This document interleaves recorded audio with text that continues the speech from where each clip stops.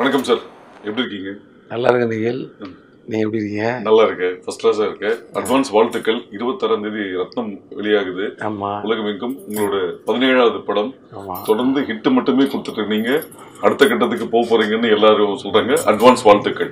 நன்றி சார். ஹரிகிருஷ்ணன் ஹரியா மாறின அந்த ஜேர்னி பத்தி கொஞ்சம் சொல்லுங்க. அந்த ஜேர்னியை ஹரிகிருஷ்ணன்னே நான் வந்து நிறைய பிஸ்னஸ் பண்ணியிருக்கேன். ரியல் எஸ்டேட், மளிகை கடை, ஹார்ட்வேர்ஸ் பிஸ்னஸ் தெரியும், நிறைய விஷயங்கள். அது இல்லாமல் சின்ன சின்ன வேலைகள் நிறையா செஞ்சுருக்கேன். ஸோ அங்கேருந்து சினிமாவுக்கு வரணும்னு டிசைட் பண்ணும்போது நம்ம சினிமாவுக்குன்னு ஒரு பேர், சில பேர் வந்து வேறு ஒன்று மாற்றக்கூட செய்வாங்க. எனக்கு மாற்றுறதுல விருப்பம் இல்லை பெருசாக. அதனால் ஃப்ரண்ட்டில் உள்ள அந்த 2 அரியை மட்டும் எடுத்துக்கிட்டேன் நான். ஏன்னா டக்குன்னு சொல்கிறதுக்கு ஈஸியாக இருக்கும் அப்படின்னு. ஸோ அசிஸ்டன்ட் டைரக்டராக இருக்கும்போதே வந்து சரண் சார்கிட்ட ஒர்க் பண்ணும்போதெல்லாம் ஹரின்னு பேர் போட்டிருக்கேன், சரண் ஷார்ட்டாக இருக்கட்டும் அப்படின்னு சொல்லி அப்படி போட ஆரம்பித்தேன். அப்புறம் அப்படியே கண்டினியூ ஆகிடுச்சு, அவ்வளோதான். ஸோ எனி டைம் ஹரியாவே இருக்கிறதுக்காக ஹரின்னு பேர் வச்சாங்கன்னு நினைக்கிறேன். அதனால அப்படி ஓடிட்டே இருக்கிறோம். சார், ஒரு இயக்குனருக்கும் நடிகருக்கும் கேபி சார்ன்றது ஒரு கனவு. ஸோ உங்களோட முதல் படம் கல்கி, கேபி சார் கூட ஒர்க் பண்ணீங்க. அந்த கல்கியோட ஃபாண்டே என்னன்னா, அந்த லோகோவே அந்த பெண் தன்னைத்தானே செதுக்கி கொள்கிறாள்ன்றது அதோட கான்செப்ட். ஸோ நீங்க கேபி சார்ட்ட உங்களை நீங்கள் என்னவாக செதுக்கி கொண்டீர்கள்? கேபி சாரிடம் நீங்கள் கற்றதும் பெற்றதும் என்ன? ஆக்சுவலாக சின்ன திருத்தம் தான். நான் அதுக்கு முன்னாடியே வந்து செந்தில்நாதன் சார்கிட்ட 10 படம் ஒர்க் பண்ணியிருக்கேன். அதுக்கு முன்னாடி ஏகப்பட்ட ஜேர்னி நிறையா. அப்புறம் தான் நான் வந்து கேபி சார்கிட்ட ஒர்க் பண்ண வரேன் நான். ஸோ கேபி சார்கிட்ட ஒர்க் பண்ண வர்றதுக்கே நான் செதுக்கிக்கிட்டு தான் வந்தேன். அதாவது அது விளையாட்டான விஷயம் கிடையாது. அவரை வந்து அவர் பக்கத்தில் போய் நிற்கிறதே ஒரு மிகப்பெரிய விஷயம் அது. அதுக்கப்புறம் அவர்கிட்ட ஒர்க் பண்ணுன்றது அது வந்து கனவுலேயே நிறைய. ஸோ அதுக்கு வர்றதுக்காகவே நான் வந்து நிறைய செதுக்கினேன். ஏன்னா அதுக்கு முன்னாடி மின்பிம்பங்கள் அவங்களுடைய இன்னொரு கன்சர்னில் டிவி சீரியல்லாம் ஒர்க் பண்ணி, ஆமாம், இன்னோஸ்குள்ளே ஒர்க் பண்ணி, அமீர் ஜான் சார்கிட்ட ஒர்க் பண்ணி, அங்கே வந்து நம்மளை கூப்பிடணும் யாராவது கேபி சார்கிட்ட வாங்கி அந்த அளவுக்கு நம்ம எதாவது பண்ணணும்னு சொல்லி ஒரு பரபரப்பாக அங்கேயும் நிறைய ஆக்ஷன் பிளாக் எல்லாம் பண்ணி ஷூட்டிங்காக தான் எல்லாம். ஷூட்டிங்னாலே ஒரு பயங்கரமான ஆக்ஷன் பிளாக் ஒன்று நடக்கும்ல. அதாவது அசம்பிளியில் ஒரு அசோசியேட் டைரக்டர் இருக்கும்போது எல்லாத்தையும் கோஆர்டினேட் பண்ண வேண்டியிருக்கும். கோஆர்டினேட் எல்லா இடத்துலையும் சொல்கிறேன். இப்போ என்னோட கோ டைரக்டர் ஜான் கூட ஆக்ஷன் பிளாக் இருக்கும். எப்படி இருக்குன்னா, யாரோ ஒரு ஆர்டிஸ்ட் டெக்னீஷியனை வந்து இந்த டைம் வரணும்னு சொல்லுவாங்க. அவங்களுக்கு வேற ஒரு இது இருக்கும், ஏற்கனவே சொல்லியிருப்பாங்க டேட்டு, வரமாட்டேன்பாங்க. அப்புறம் அடிச்சு பிடிச்சி ஓடி போய் அங்கே போய் அவங்களுக்கு கண்டிப்பாக வந்தே ஆகணுன்ற ஒரு ப்ரெஷர் போட்டு அங்கே வந்து வாய் வார்த்தை தகராறு எல்லாம் ஆகி அப்புறம் வந்தே ஆகணும்னு சொல்லி ஒரு வழியாகி ஒரு தொல்லை தாங்க முடியாமல் வந்து இப்படிலாம். ஏன்னா அந்த வேலை நடக்கணுன்ற ஒரு ஆக்ஷன் பிளாக் இருக்கும். இந்த மாதிரி விஷயங்களெல்லாம் நானும் அந்த சீசன்லாம் நிறையா பண்ணி எனக்கு வந்து அவங்க அங்கே உள்ள மேல் மட்டத்தில் உள்ளவங்களை நம்மளை வந்து கவனிக்க வச்சு சரண் சாரோட ஹெல்ப்பு, அவர் தான் நான் ஸ்டாண்டர்ட் அங்கே சேர்றதுக்கு பெரிய ஹெல்ப்பு. ஸோ அந்த நேரத்தில் என்னை கூப்பிட்டு போனேன். அப்புறம் ரொம்ப பயந்துட்டு தான் போனேன் அவர்கிட்ட. அவர் எப்படி போய் பேசுறது அவர்கிட்ட அப்படின்ற அளவுக்கு. ஏன்னா உள்ளே போனோன்னே அவர் ஒரு வார்ம் வெல்கம் கொடுத்து உடம்புல உள்ள எல்லா அச்சத்தையும் சரி பண்ணி விட்டார். டக்குன்னு ஹலோ மிஸ்ஸாரி, எப்படி இருக்கீங்க, வாங்க அப்படின்னு. ஏய், இவ்வளோ பெரிய டைரக்டர் ஒரு அசிஸ்டன்ட் சார் அந்த பையன்கிட்ட வந்து இப்படி பேசுறாரு, இதான் அவர் அந்த இடத்துல இருக்காரு. எல்லாம் வந்து அவர்கிட்ட வந்து ஏபிசிலேருந்து கற்றுக்கிட்டா அப்படின்னு எல்லாம் சொல்லுவாங்க. அப்போ நம்ம சேனல் இன்டர்வியூ தானே, ஒரு ஆர்டிஸ்ட் அவங்ககிட்ட வந்து இந்த மாதிரி கேபி சார் எனக்கு ஏபிசிலேருந்து, நாங்கள் வந்து அப்போ வந்து கிரிக்கெட்லாம் விளையாடுவோம். ஏபிசிலேருந்து கற்றுக்கிறதுனா என்ன கற்றுப்பாங்க, என்ன சொல்லி கொடுப்பாங்க, ஒரு எல்லாரும் அதே மாதிரி பேசுகிறாங்களே, வேணும்னு இப்படி பேசுகிறாங்களோ, இப்படிலாம் நாங்கள் கூட நாங்கள் பேசிடுவோம் பிஃபோர் சினிமா நான் சொல்லுவேன். அதுக்கப்புறம் அங்கே உள்ளே போனப்போ தான் தெரியுது ஏபிசிடிக்கு முன்னாடி ஏதாவது -A -Bலேருந்தே கற்றுக்கிற மாதிரி தான். அதாவது அப்படி ஒரு தெளிவு கொடுத்துருவாருங்க, தெளிந்த ஒரு டெக்னீஷியன் அவர் மாதிரி. உங்களுக்கு அடுத்தவங்களுக்கு புரியும் என்ன வேலை செய்கிறோன்றது, நம்ம கூட இருக்க நமக்கு புரிகிற மாதிரி அந்த வேலை இருக்கும். அங்கே போனோன்னா உங்களுக்கு ஒரு நம்பிக்கை வந்துடும். அதுக்கப்புறம் அந்த வண்டியை வந்து கரெக்டாக ஓட்டுறதா இல்லை ரேஷாக ஓட்டுறான்னு நீங்கள் தான் டிசைட். வண்டி உங்களுக்கு ஸ்டேரிங் வந்து கரெக்டாக பிடிக்கவே சொல்லி கொடுத்துருவாரு அவர். அது வந்து அவரே சொல்லித்தரல மாட்டார், நமக்கு போனோன்னு புரிஞ்சிடும். ஏன்னா ஷார்ட் டிவிஷன் பண்ணி சொல்லும் போதே உங்களுக்கு அங்கேயே செதுக்கிக்கலாம். தான் நீங்கள் சொல்லுங்கள், இந்த கல்கி மாதிரி நம்ம அங்கே செதுக்கிக்கிட்டே இருப்போம். டெய்லி நம்ம மேலே இருந்து தேவையில்லாத பொருள் போயிட்டே இருக்கும். நம்ம வந்து ஒரு ஷேப்புக்கு வந்துட்டு இருப்போம். அங்கே ஒரு அப்படிதான் வந்து அவர்கிட்ட இருந்து வந்த பெரிய பெரிய டேரக்டர்ஸ், வசந்த் சார்லேருந்து, சுரேஷ் கிருஷ்ணாலேருந்து, நம்ம சரண் சார்லேருந்து, சமுத்திரகனி சார்லேருந்து எவ்வளோ பேர் இருக்காங்க. யார் பேரையா விட்டா மன்னிச்சுக்கோங்க. ஸோ அது மாதிரி எல்லாருமே வந்து அங்கேருந்து வந்தவங்க தான், நானும் அங்கேருந்து தான் வந்திருக்கேன். ஸோ அப்படிக்கு தெளிவு கற்றுக் கொடுத்தாரு. ஒரு நாள் வந்து ஒரு ஒரு கேட்டு வந்து ஏதோ ஒரு தூரத்தில் கார் வர்ற ஷாட்டு, அந்த கேட்டு வந்து ஏதோ திறந்து வச்சு ஏதோ சம்திங், அவர் வந்து மூடுப்பா அப்படின்னாரு. அப்போ சேர்ந்த ஒரு வாரத்துக்குள்ள இருக்கும்னு நினைக்கிறேன். மூடு அப்படின்னாரு. மூடி சரின்னு ஒன்று டேரக்டர் சொன்னால் சரின்னு மூடிட்டேன். நான் முதல்ல நான் என்ன நினைச்சேன்னா, இந்த கார் வர்றது தெரியணுமென்றக்காக திறந்து வைக்கணுமோ, கார் உள்ளே வரணுமோ. பட் அவருக்கு ஷாட் வந்து முதல்ல கேட்டு மூடி இருக்க மாதிரி ஏதோ ஷாட் இருக்கும் போல இருக்கு. அதுக்கப்புறம் எனக்கு கூப்பிட்டாரு. ஷாட் முடிஞ்சு அடுத்த ஷாட்டு சொன்னேன். அது அந்த டிஸ்டர்பன்ஸில் வச்சு எடுக்கணும்னு நினச்சிட்டு இருந்தேன், அதனால தான் மூட சொன்னேன். அது அவர் சொல்லவே தேவையில்லை எனக்கு. அந்த கேட்டு கம்பிகளுக்கு நடுவில் அப்படி அந்த ட்ராக் அது வண்டி வந்துட்டு இருக்கமே எடுக்கணும்னு நான் நினச்சிட்டு இருந்தேன்ப்பா, அதனால தான் மூட சொன்னேன். எனக்கு அப்படியே ஒரு மாதிரி இப்படி ஒரு டெக்னீஷியன் 100 படம் பண்ண டெக்னீஷியனுக்கு வந்து ஒரு அசிஸ்டன்ட் டைரக்டர்கிட்ட இந்த விளக்கம் சொல்லணும்னு நினைக்கிறதுலாம் வந்து எவ்வளோ பெரிய விஷயம். அதனால முதல்ல இந்த பெரிய இடத்துல இருக்கிறவங்களாம் வேற லெவலில் இருப்பாங்க, பெரிய பொசிஷனில் இருக்காங்களே. இன்றைக்கும் நம்ம சூப்பர் ஸ்டாராக இருக்கட்டும், உலக நாயகன், இவங்கெல்லாம் வந்து பக்கத்தில் போய் பார்த்தீங்கன்னா அவங்க அனுபவமே வேற லெவலில் இருக்கும். நிச்சயமா. நான் யானை டைமில் போய் கமல் சாரை போய் பார்க்க போனாங்க. ஒரு இது பார்த்துக்கோங்க, கரெக்டாக விக்ரம் ரிலீஸ் ஆகிருக்கு அப்போ. சரியா, நான் வேற ஒரு விஷயமா ஒரு போய் பார்த்துட்டு நானும் அருண் சார் எல்லாம் போவோம், மாப்ஸ்லாம் போனோம். போகும்போது கீழே நாங்கள் போகும்போது கீழே சார் வந்தார் அந்த நேரத்தில். ஸோ ஒன்றா பேசிட்டு லிஃப்ட்ல ஏறணும். எனக்கு என்ன ஒரே பயம்னா, விக்ரம் பார்த்தியான்னு கேட்பாரு, நம்ம பார்க்கல. எப்போயுமே அது ஒன்று இருக்கும் தெரியுமா, ஒரு பார்க்கலன்றது வந்து ஒரு அதுவும் ஒரு விக்ரம் சூப்பர் ஹிட்டாக போயிட்டு இருக்கு. அது எனக்கு என்ன, என் படத்தோட ஃபைனல் ஒர்க்கில் இருக்கேன். ஸோ இப்போ வந்து அவர் கேட்குறாரு, அருண் சார் சொல்லிட்டு இருக்காரு சார் அப்படின்னு. சார் படம் அப்படின்னா அமைதியாக நின்றுருக்கிறேன். நீங்கள் பார்த்தீங்களா அப்படின்னாரு. இல்லை சார் பார்க்க வாய்ப்பு கிடைக்கல. ஓகே விட்டார், அப்படி பார்க்கலன்னு சொல்ல விட்டார். அப்புறம் அந்த மீட்டிங்லாம் முடிஞ்சு மேலே போயிட்டு ரிட்டர்ன் ஆகும்போது சொல்லாரு, நீங்கள் பார்த்துருக்க மாட்டீங்கன்னு எனக்கு தெரியும், இவ்வளோ வேலையை வச்சுட்டு ஃபைனல் ஒர்க்கில் இருக்கோம், ஒரு படம் பார்க்குறதுக்கான வாய்ப்பு இல்லை இப்படி சொல்கிறாருங்க அவர். நான் ஒருவேளை நான் இதுக்கு போய் சொல்ல வேண்டிய அவசியம் இல்லை, சர்வாஜா போடுவாருன்னு சொல்லிட்டு ஆமாம் சார் பார்த்தேன்னு சொல்லியிருந்தீங்கன்னு வச்சுக்கோங்க, அது எவ்வளோ பெரிய பொய்யா இருக்கும். முதல்ல அவர் ஒருத்தனை பார்த்த உடனே கண்டுபிடிச்சிட்டாரு பாருங்க, என்ன ஒரு நாலேஜ், என்ன ஒரு. அது மாதிரி ரஜினி சார் அவர் நின்றுக்கிட்டே தான் கதை கேட்பாரு, இல்லை நின்றுக்கிட்டே நம்மகிட்ட பேசுவார். நம்ம எழுதி ஐயே நீங்கள் நான் நிற்பேன் அப்படியே, நீங்கள் உட்காருங்கன்ட்டு. அது எவ்வளோ சின்ன அவங்கள உட்கார வச்சுட்டு நின்றுட்டு இருப்பாரு. இப்போ அந்த சின்ன பொசிஷன் தான் நான் சொல்ல, ஒரு சின்ன டெக்னீஷியனாக இருக்கலாம், அதை தான் சொல்கிறேன். சின்ன ஆள் பெரிய ஆள்னா அப்படி சொல்லலை, நான் ஒரு டெக்னீஷியன். இப்போ அவங்களும் எழுந்திரிச்சிருக்கும் போது அவர் கண்டுக்காம அப்புறம் அவர் உட்கார்றப்ப அவங்க உட்காந்தா விடலாமே, நோ யூஸ். அதே மாதிரி படம் ஏதாவது போட்டு பார்க்க போனால் கூட வெளியிலலாம் நிற்க விட மாட்டார் ரஜினி சார். இப்போ நம்ம படம் ஒன்று பார்க்க வராரு அப்படின்னா நமக்கு தெரியும் அவருக்கு பிடிக்காதுன்னு, அவர் ஜஸ்ட் ரிசீவ் பண்ண வந்தேன் சார், இல்லை நான் நிற்க மாட்டேன் ஓடிடுவோம், நிற்க விட மாட்டார் யாரையுமே. உங்களுக்கே தெரிஞ்சிருக்கும்னு நினைக்கிறேன். தெரியும், நான் ஞாபகம் தான் படுத்துறேன். இதெல்லாம் வந்து எவ்வளவு பெரிய. சரி, அவங்க வெளியில சும்மா நிக்கட்டும், அவங்க படம் நிக்கிறாங்க, நம்ம உள்ள படம் ஆயிடும். எனக்காக யாரும் வெயிட் பண்ணக்கூடாது, வேஸ்டா வெயிட் பண்ணக்கூடாது.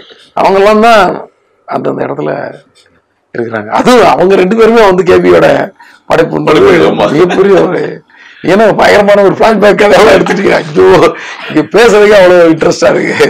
சார், இப்ப கேபி சார் தொடர்ந்து உங்க நண்பர் சரணோட 3 படங்கள், அமர்க்களம், பார்த்தேன் ரசிகன், அல்லி அர்ஜுனா, அந்த எக்ஸ்பீரியன்ஸ் என்ன?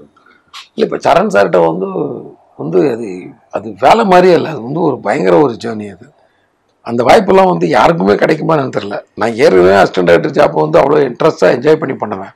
அதுவும் சரண் சார் வந்து முதல்ல ஒரு நண்பராக அறிமுகமாகி என்னோட நான் ஒர்க் பண்ணும்போது என்னுடைய சீனியராக ஒர்க் பண்ணி நிறையா கைட் பண்ணுவார், நிறையா ஐடியா கொடுப்பாரு. அப்புறம் அவர்கிட்ட நான் வந்து ஒரு டைரக்டராக ஒர்க் பண்ணும்போது எனக்கு அந்த ரிலேஷன்ஷிப் இருக்கு இல்லையா, ரொம்ப ஸ்ட்ராங்காக இருக்கும். எங்களுக்கு ஒரு ஃப்ரெண்ட்ஷிப்பும் இருக்கும், ஒரு டைரக்டர்ன்ற ரெஸ்பெக்ட் இருக்கும், ஒரு ஃப்ரெண்டுங்கிற உரிமை இருக்கும். ஆமாம், நீங்கள் தான் கூட நீங்கள் ஃப்ரெண்டுங்கிற உரிமை இருக்கும். அதே சமயத்தில் டைரக்டர்ன்ற அந்த ஒரு பிரமிப்பு இருக்கும். அவர் வந்து அவருடைய டைலாக்ஸு, அவருடைய மேக்கிங் ஸ்டைலு இதெல்லாம் பார்க்கும்போது அது ஒரு இன்ட்ரெஸ்ட்டு. நான் வந்து முழு மூச்சு அந்த படத்தில் வந்து பின்னி எடுத்துடணும் வேலை செஞ்சு. நம்ம வந்து படமே 2 வருஷத்துக்கு பண்ணிடக்கூடாதுன்னு முடிவு பண்ணிட்டேன் நான் சரண் சார். ஏன்னா நான் அந்த வேலையை நல்லா என்ஜாய் பண்ணேன். அந்த நேரத்தில் தான் நிறைய கதைகள் கூட பண்ண முடிஞ்சுது. அவர் கூடவே தான் இருப்பேன். இப்போ எங்களோட ஜேர்னியை டிஸ்கஷன் டைமில் பீச்சில் போய் வாக் பண்ணுவோம், வாக் பண்ணிக்கிட்டே தான் கதை பேசுவோம். அப்புறம் சரவணபவனில் வந்து ஒரு காஃபி சாப்பிடுவோம், போகும்போது பால் குடிச்சிட்டு போவோம்னு நினைக்கிறேன். அப்புறம் காஃபி சாப்பிடுவோம், வாக்கிங் முடிச்சுட்டு வந்து அங்கேயே கதை பேசுவோம். அவங்க அப்படியே கொஞ்சம் ரிலாக்ஸாக 10 நிமிஷம் உட்காரும்போது நான் வீட்டுக்கு போய் மீன் வாங்கிட்டு வருவேன் பக்கத்தில் அங்கே. ஏன்னா அது ஒரு மாதிரி காலம். ஸோ அப்புறம் வந்துட்டு திருப்பி 8 மணிக்கு ஆஃபீஸ் கிளம்பி 8:30 மணிக்கெல்லாம் ஆஃபீஸ் போயிடுவோம். உட்காந்தோன்னா நைட்டு எப்போ முடியும்னே தெரியாது, டிஸ்கஷன் அப்படி போயிட்டுருக்கோம். நல்லா ஆரோக்கியமான சண்டைகள் நடக்கும் டிஸ்கஷன் டைமில். நான் கொஞ்சம் நிறையா அவர்கிட்ட சண்டை போட வேண்டிய அவசியம் இருக்காது. ஏன்னா என் கருத்து ஒரு கருத்து நிறையா செட் ஆகும். நான் வந்து கொஞ்சம் எங்களுக்கு நல்ல ஒரு இது இருக்கும், பேரலாக ஒரு ஐடியா கரெக்டாக ஒர்க் அவுட் ஆகும். அதனால் ஆர்குமெண்ட் தான் இருக்குமே தவிர சண்டை மாதிரி வராது. கேமராமேன் வெங்கடேஷ் வந்து நல்லா சண்டை போடுவார். ஆமாம், அது மாதிரி ஆர்குமெண்ட்டு பயங்கரமாக வேணும்னே ஸ்பின் பண்ணி விடுவார் பாலை. அது ஒரு நேற்று வரைக்கும் வேறு மாதிரி பேசுனீங்க, இன்னைக்கு போய் அவருக்கு கோவம் வரும். அவருக்கு சரண் சாருக்கு கோவம் வந்தால் கூட ரொம்ப டீசெண்டாக இருக்கும். அவருடைய அப்ரோச்சே எல்லாமே வந்து ரொம்ப ஒரு தன்மையான ஒரு ஆள் இல்லை. ஸோ அவர்கிட்ட ஒர்க் பண்ணும்போது இன்னும் வந்து நம்ம, ஏன்னா அவர் என்கிட்ட வந்து நான் 2வது படம் ஒர்க் பண்ணும்போது நினைக்கிறேன், 10 வருஷத்துக்கு அப்புறம் 3வது படம் ஒர்க் பண்ணும்போது நீங்கள் இந்த படத்தில் வேலை செய்யலை, உங்கள் படத்துக்கு நீங்கள் வாய்ப்பு தேடுறது தான் இந்த படத்துக்கு ஒர்க் பண்ணிக்கிட்டே அந்த வேலை செய்கிறீங்க. So other than work time நீங்கள் வந்து அந்த வேலையை என் கூட சுற்றிட்டு இருக்காதீங்கன்னு சொன்னவர். புரியுதா உங்களுக்கு? அது எவ்வளோ பெரிய விஷயம். அதெல்லாம் வந்து யாரும் அவ்வளோ சீக்கிரம் சொல்ல மாட்டாங்க. ஸோ அந்த மாதிரி ஒரு அது சார். நான் உங்களோட ஆரம்பத்துலேருந்து நான் உங்க கூட ட்ராவல் பண்ணது பார்த்துருக்கேன். அந்த அல்லி ஒரிஜினல்ல வந்து ஒரு சம்பவம் நடந்தது. என்னன்னா, ராதாகிருஷ்ணன் ரோட்ல ஒரு சந்துள்ள ஒரு வீட்டில் ஷூட்டிங் இருக்கும். 6 மணிக்கு பேக்கப் ஆனோடனே சரண் சார் வந்து நாளைக்கு எடுக்க போகிற சீன் உங்ககிட்ட பேசிட்டு அவர் கிளம்பிடுவார். நீங்கள் வந்து ப்ரொடக்ஷன் மேனேஜர்கிட்ட நாளைக்கு ஆர்டிஸ்ட் டெக்னீஷியன் எல்லா லிஸ்ட்டு கொடுத்துட்டு எக்ஸ்பிளைன் பண்ணிட்டு இருக்கும் போது கரெக்டாக 5:30 மணிக்கு 2 பைக்கில் 3 பேர் வருவாங்க. வந்தோடனே முடிச்சதுக்கு அப்புறம் அந்த 3 பேர் கம்பெனிலேருந்து காஃபி டீ கூட குடிக்க மாட்டாங்க. ஸோ நீங்க முடிச்சதுக்கு அப்புறம் ப்ரொடக்ஷன் மேனேஜர் நீங்க அந்த பைக்ல ஏறிட்டு உங்களோட படத்தை டிஸ்கஷனுக்கு போயிடுவீங்க. ஸோ அந்த உழைப்பு தான் இன்னைக்கு இந்த அளவுக்கு கொண்டு வந்திருக்குன்றது வந்து நான் கண் கூட பார்த்துருக்கேன். ஸோ சரண் சார் சொன்ன மாதிரி அப்பயே நம்ம வந்து எப்படி டைரக்ட் பண்ண போறோம், நம்ம வந்து கதை பண்ணி வச்சிருவோன்ற அந்த ஃபயர் உங்ககிட்ட இருந்ததை நான் பார்த்தேன். அதுக்கு என்ன இன்ஸ்பிரேஷன் உங்களுக்கு? இன்ஸ்பிரேஷன் தான் நமக்கு எப்படியும் வந்து தனியாக ஒரு டைம் கிடச்சி உட்காந்து கதை பண்ணால் நம்மளே வந்து சும்மா உட்காந்தா தூசு ஓவராக அடைஞ்சு போயிடும். நீங்கள் ஒரு உங்கள் மொபைலே வச்சுட்டு காலையில் வச்சுட்டு சாயங்காலம் வந்து பாருங்கள், மேலே தேய்ச்சிங்கன்னா கொஞ்சம் அழுக்கெல்லாம் வரும். அது மாதிரி நம்ம சும்மா உட்காந்தோன்னா இதாயிரும். வேலை செய்யாமல் உட்காந்துட்டு நான் கதை பண்ணி உட்காந்தா சும்மா உட்கார மாதிரி ஆயிரும். இதுதான் நான் என்னோட ஸ்ட்ரென்த்தும் சொல்லுவேன். இப்போ ஒர்க் பண்ணிக்கிட்டே நீங்கள் கதை பண்ணுங்கள், அதுக்கு ஒரு டைம் எடுத்துக்கோங்க. நீங்கள் தான் ஒதுக்கி ஆகணும். நீங்கள் தான் உங்கள் தூக்கம் 8 மணி நேரம் தூங்காதீங்க, 5 மணி நேரம் தூங்க, அந்த 3 மணி நேரத்தில் கதை பண்ணுங்கள். சீக்கிரமாக குளிங்க, 1 மணி நேரம் குளிக்காதீங்க, 10 நிமிஷத்தில் குளிச்சுட்டு அந்த 50 நிமிஷத்தில் கதை பண்ணுங்கள். எனக்கே ஒரு நாள் டைரக்டர் வெளியூர் எப்படி நான் இப்படியே இருந்துட்டு இருப்போம். வெளியூர் ஒரு 5 நாள் போகிறப்போ அந்த 5 நாள் லீவாக கன்வெர்ட் பண்ணிக்கிட்டு ஆஃபீஸில் என் ஆஃபீஸில் வந்து ஒர்க் பண்ணுங்க. என் ஆஃபீஸில் நம்ம ஸ்டூடெண்ட்ஸ் எல்லாம் சேர்ந்து ஒவ்வொருத்த கதையும் பேசிக்கோங்க. அது மாதிரி பண்ணலாம்ல. தனியாக நான் வந்து கதை பண்ணுறேன்னு சொல்லி லீவ் விடாதீங்க. உங்கள் மனசே தூசு அடைஞ்சு போயிடும். ஏன்னா வேலை செஞ்சுட்டு ஆடிய கால்களும் ஓடிய கால்களும் வந்து நின்னாச்சுன்னா அப்புறம் வந்து அது வந்து அப்படித்தானே உங்களுக்கு நமக்கு மனதளவில் நம்ம வந்து சும்மா இருந்தால் ஒரு ஐடியல் டெவில்ஸ் ஒர்க் ஷாப்பா அது மாதிரி ஒன்று சொல்லுவாங்க. அந்த மாதிரி ஒரு மாதிரி மைண்டு வந்து துருப்பிடிச்சு போயிடும் அப்படின்னு நான் சொல்லுவேன். அதுதான் நான் அன்னைக்கு கடைபிடித்தது. நம்ம எல்லா டைரக்டர்ஸ்கிட்ட ஒர்க் பண்ணும்போது நம்ம இப்போ ஒர்க் பண்ணுறது தான் ஒர்க்கு. ஐ மீன் இப்போ கேதர் பண்ணுறது இப்போ பண்ணுறது தான். அதுக்கப்புறம் நமக்கு வந்து பெயின் தான்றது தெரிஞ்சிருச்சு. ஏன்னா நம்ம டைரக்டர்ஸ் போடுற அவஸ்தை, நான் ஒர்க் பண்ண எல்லா டைரக்டரும் பெயின்ஃபுல்லாக ஒர்க் பண்ணவங்க தான். செந்தில்நாத் சார்லாம் வந்து காலையில் வந்து ஒரு 2:30 மணி 3 மணிக்கு பேக்கப் பண்ணி ஒரு 3-3:15 வீட்டுக்கு வருவார். வந்துட்டு எப்போ படுப்பாரு தெரியும், காலைல 5:30 மணிக்கு வெளியே வந்து நிற்பார். குளிச்சு ரெடியாக விபூதி போட்டு சாமி கும்பிட்டுட்டு அடுத்த ஜேர்னி ஆரம்பிச்சிடும். ஒரு நாளைக்கு 2 ஷூட்டிங் 3 ஷூட்டிங் இப்படி போயிட்டு இருக்கும். ஸோ அந்த உழைப்பெல்லாம் வந்து உங்களுக்கு அப்படிலாம் பணம் கூட தேவையில்லை. ஆனால் ஒரு படத்தை கமிட் பண்ணிவிட்டு அதை கரெக்டாக முடிச்சு கொடுக்கணுன்றக்காக அவங்க வந்து ஹார்ட் ஒர்க் பண்ணது. அது மாதிரி ஒவ்வொரு டேரக்டர்ஸ்லேயும் ஒவ்வொரு ஸ்பெஷாலிட்டி இருக்கும். நான் அந்த மாதிரி ஒவ்வொரு ஸ்பெஷாலிட்டி. ஸோ இதெல்லாம் வந்து உங்களுக்கு வந்து அந்த பெயின்ஃபுல்லாக தான் அந்த லைஃப் இருக்க போகுது. அங்கே போய் உட்காந்து நீங்கள் ரூம் போடலாம், அப்போ டிஸ்கஸ் பண்ணி கதை பண்ண முடியாது. அதுக்கப்புறம் ஒரு வாய்ப்பு கிடைச்சப்பறம் தான் நீங்கள் கதை பண்ண முடியும். வாய்ப்பு கிடைச்சதுக்கப்புறம் நீங்கள் வந்து ஓடுறதுக்கு தான் டைம் சரியாக இருக்கும். ஹீரோ மீட்டிங் கூப்பிட்டாரு, மியூசிக் டைரக்டர் மீட்டிங் கூப்பிட்டாரு, கேமராமேன் வர்றாரு, அவருக்கு கதை சொல்லு, ப்ரொடியூசரோட ஃப்ரெண்டு ஒருத்தர் வர்றாரு இப்போ ஃபர்ஸ்ட் படத்தில், அவருக்கு கொஞ்சம் சொல்லு, அவர் தான் இவருக்கு மோட்டிவேஷன் கொடுக்குறவர். ஐயோ இவரை இம்ப்ரெஸ் பண்ணதை இவர் ரொம்ப இம்ப்ரெஸ் பண்ணு, இதெல்லாம் வரும்.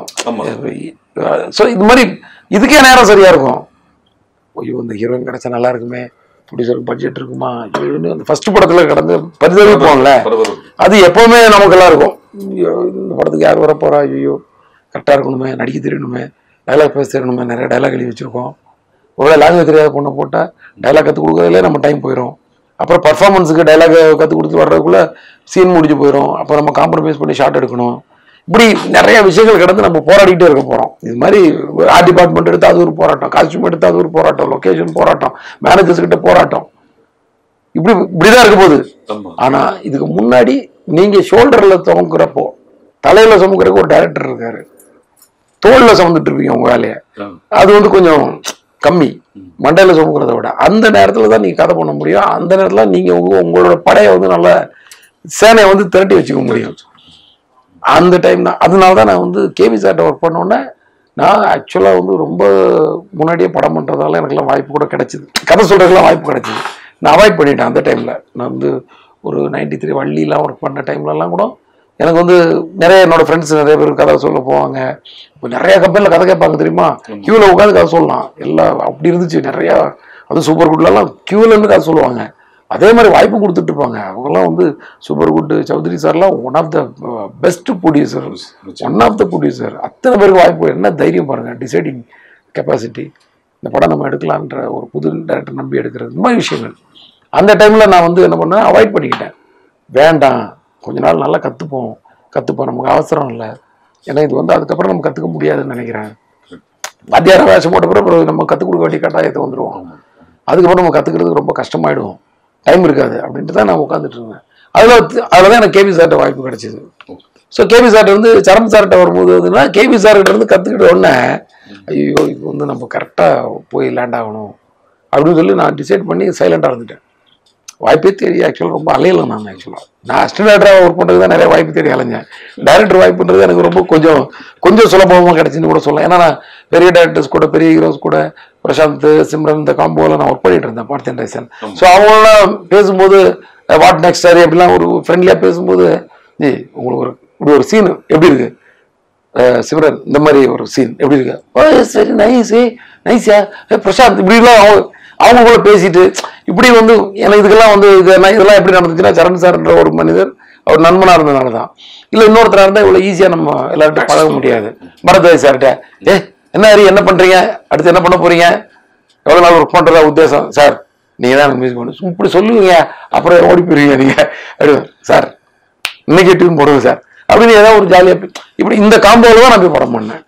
இதுல எனக்கு சரண் சாரும் சேர்ந்து சப்போர்ட். நான் டைலாக் எழுதி தரேன், வேணா யூஸ் மை நேம் அப்படின்னு. பட் அவர் டைலாக் எழுதுறதுக்கு வாய்ப்பு அந்த டைம் கிடைக்கல. அவர் அப்போ வேற ஒரு படத்துல பிஸியா இருந்ததுனால எண்டில் என் பேரை போடாதீங்க, அது தப்பாயிடும், ஏன்னா என்னால உட்கார்றதுக்கு டைம் இல்லை அதுல. ஏன்னா நான் எழுதியிருந்தேன்னா பேர் போடலாம், ஒரு ரஃப் வெர்ஷன் கூட எனக்கு பண்றதுக்கு டைம் இல்லாம போச்சு. நம்ம ஆரம்பிக்கும் போது அப்படி ஆரம்பிச்சோம், அதனால இப்போ போட்டிங்கன்னா தப்பா இருக்கும் அப்படின்னு அவரே சொன்னாரு. ஸோ நானே தான் எழுதிட்டேன், அது அப்படியே போயிடுச்சு. ஸோ அது ஒரு ஹெல்ப் மாதிரி தான் பண்றேன். அது எவ்வளவு பெரிய ஹெல்ப், என் நேமை யூஸ் பண்ணிக்கோங்கன்னு சொல்றதெல்லாம். ஸோ அந்த மாதிரி தான் என்னோட ஃபர்ஸ்ட் படம். அதுல தேவான மூவிஸ்.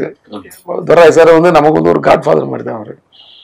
இது கொஞ்சம் விளக்கமா ஏன் சொல்றேன்னா நிறைய பேருக்கு யூஸ் ஆகலாம். ஏன்னா நான் மை இண்டியான்ற ஒரு படத்துல புடிக்கிற சண்டை போட்டு ஓடினவன் நான் படத்துல இருந்து, பாதி படத்துல இருந்து. அதுக்கு காரணம் என்ன வேணாலும் இருக்கலாம், எனக்கு தான் பயங்கரமா டர்புருன்னு இருப்பேன்ல நான் வேலையில. ஸோ ஏதோ ஒரு இஷ்யூ சண்டை போட்டு ஓடி போட்டேன். ஒரு வாரம் கழிச்சு என்ன குமார் சார் ஆஃபீஸ்ல பாக்குறாரு. அவரு என்ன பிரதர் ஏதாவது ஒரு விஷயம் சொல்லுங்கன்னா உடனே ஓடிடுறீங்களா, வேலை செய்யுங்க பிரதர் அப்படின்னு அவர் உரிமையோட சொல்றாங்க. ஒரு ப்ரொடியூசரு, அவர் எவ்வளவு கிரேட் பாருங்க அவரு. ஸோ அதுக்கப்புறம் போய் ஒரு கொஞ்ச நாள் ஒர்க் பண்ணேன். அதுக்குள்ள எனக்கு வேற ஒரு ஒர்க் கிடைச்சி போயிட்டு அதுக்குள்ள படமும் முடிஞ்சிருச்சு. அந்த படம் ஆனால் அந்த படம் போய் ஒர்க் பண்ண ஆரம்பிச்சதே ஒரு பாதியிலேருந்து தான் நினைக்கிறேன். Alex Pandian sir director. So அப்படி ஒரு எக்ஸ்பீரியன்ஸு. அவர் என்னன்னா அவர் கணிக்கிறாரு பாருங்க, அடுத்து எனக்கு அவர் வாய்ப்பு கொடுக்குறாரு. பாதியில ஓடி போனேன். ஏன் ஓடி போனேன், அதான் அவரோட ஏன் ஓடி போனான்னு எனக்கு தெரியும். என்ன காரணத்துக்காக உனக்கு அந்த கோவம் வந்துச்சுன்னு எனக்கு தெரியும். அவர் தான் சொன்னார், கோவம் இருக்கிறவங்க தான் சொரணம் இருக்கும், சொரணம் இருக்கவங்க தான் வேலை செய்வான். அதுதான் நான் பிடிச்சிக்கிட்டேன். எல்லார்ட்டையும் நான் அதை சொல்லுவேன், நான் ஸ்ப்ரெட் பண்ணுவேன் நல்ல விஷயங்களை. உங்க கோவத்தை வேலைக்காக வெயிட்டிங்ல வைங்க, உங்க கோவத்தை வேஸ்ட் பண்ணிடாதீங்க, தேக்கி வைங்க. உங்க வேலை வரலாம் அதில் காட்டுங்க. உங்க வேலையில நீங்க கோவத்தை காட்டினா வேற யாருக்குமே கோவம் வராது, வேலைக்காக தான் கோவப்படுறான்ட்டு. கரெக்டா? இதே நீங்க உங்க கேரக்டரை நான் கோவப்படுற கேரக்டர் காட்டிங்கன்னா உங்களை பார்த்தா எவனும் மதிக்கவே மாட்டான். பட் உங்க வேலைக்காக சீக்கிரம் நடக்கணுன்றக்காக, அந்த வேலையை நல்லா செய்யணுன்றக்காக நீங்க ஒரு கோவப்பட்டீங்கன்னா அவங்க வேலை அது இதை வச்சுக்கோங்கன்னு நான் நிறைய பேருக்கு என்னால முடிஞ்ச இதை சொல்லுவேன் கருத்து. ஏன்னா எங்க தேவான மூவிஸ் ப்ரொடியூசர் சார் சொன்னாங்க, நல்ல விஷயங்கள் எங்க இருந்து வேணாலும் வருங்க, ஒவ்வொருத்தருக்கும் ஒன்று வரும்.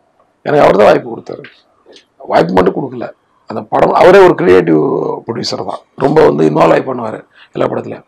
என்கிட்ட ஃபர்ஸ்ட் டே ஷூட்டிங் தூரத்தில் வந்து பார்த்தாரு. குமார் அண்ணங்கிட்ட சொல்லிட்டாரு மேனேஜர்கிட்ட, நான் இந்த படத்துக்குள்ளே வரமாட்டேன், அவங்க பண்ணட்டும் அப்படின்ட்டு. அது சொன்னது வந்து எனக்கு இன்னும் பெரிய பொறுப்பாயிடுச்சு, ஜாஸ்தி ஆயிடுச்சு. சரி, அவர் வந்து ஷூட்டிங் ஸ்பாட்டெல்லாம் வந்து கொஞ்சம் நம்மளை வந்து இது பண்ணுவார் போல இருக்குன்னு பயந்துட்டு தான் இருந்தேன் நான், உண்மையாக சொல்கிறேன். ஆனால் அவர் அது மேலே எதுவுமே ஒரு கேள்வி கேட்கல, அவ்வளோ சப்போர்ட்டு அது. ஸோ எவ்வளோ பேர் ஒருத்தருடைய வெற்றிக்கு வந்து எத்தனை பேர் துணையாக நிற்கிறாங்க பாருங்கள். இந்த மாதிரி தான் ஒவ்வொருத்தர் வந்து ஒவ்வொன்றும் கற்றுக்கிட்டு ஒன்று இது மாதிரி நான், அதாவது அந்த அசிஸ்டன்ட் டைரக்டர் ஜாப்பை வந்து ஒரு என்ஜாய் பண்ணி அங்கேருந்தே ஒரு ப்ரொடியூசர் எனக்காக தயாராகி, நான் அந்த ப்ரொடியூசருக்காக தயாராகி என்னை வந்து ஒரு 2 hours ஒரு கதையை கேட்டு கன்ஃபார்ம்னு சொல்லி உடனே போய் ஒரு எல்லா ஆர்டிஸ்டையும் பார்த்து கன்ஃபார்ம் பண்ணி, பரத்வாஜ் சார், அது எல்லா டெக்னீஷியன், பிரியன் சார் ஏற்கனவே அசிஸ்டன்ட் டைரக்டர் இருக்கும்போதே அவரை நான் வந்து ஃபாலோ பண்ணிட்டு இருந்தேன். நான் வந்து சேரன் சார் படத்தில் வந்து நானும் சேரன் சார் ஒரு சாங் எடுக்கிறக்காக டெல்லி போனோம். அப்போ பிரியன் சார் வந்திருந்தார். ஏன்னா இப்படி ஒரு ஒர்க் பண்ணிட்டு இருக்காரு, இவ்வளோ இன்ட்ரெஸ்டாக ஓடி இது பண்ணி ஒரு பயங்கரமாக இருக்காருன்னு சொல்லி அவரோட ஃபேன் ஆகிட்டேன் நான்.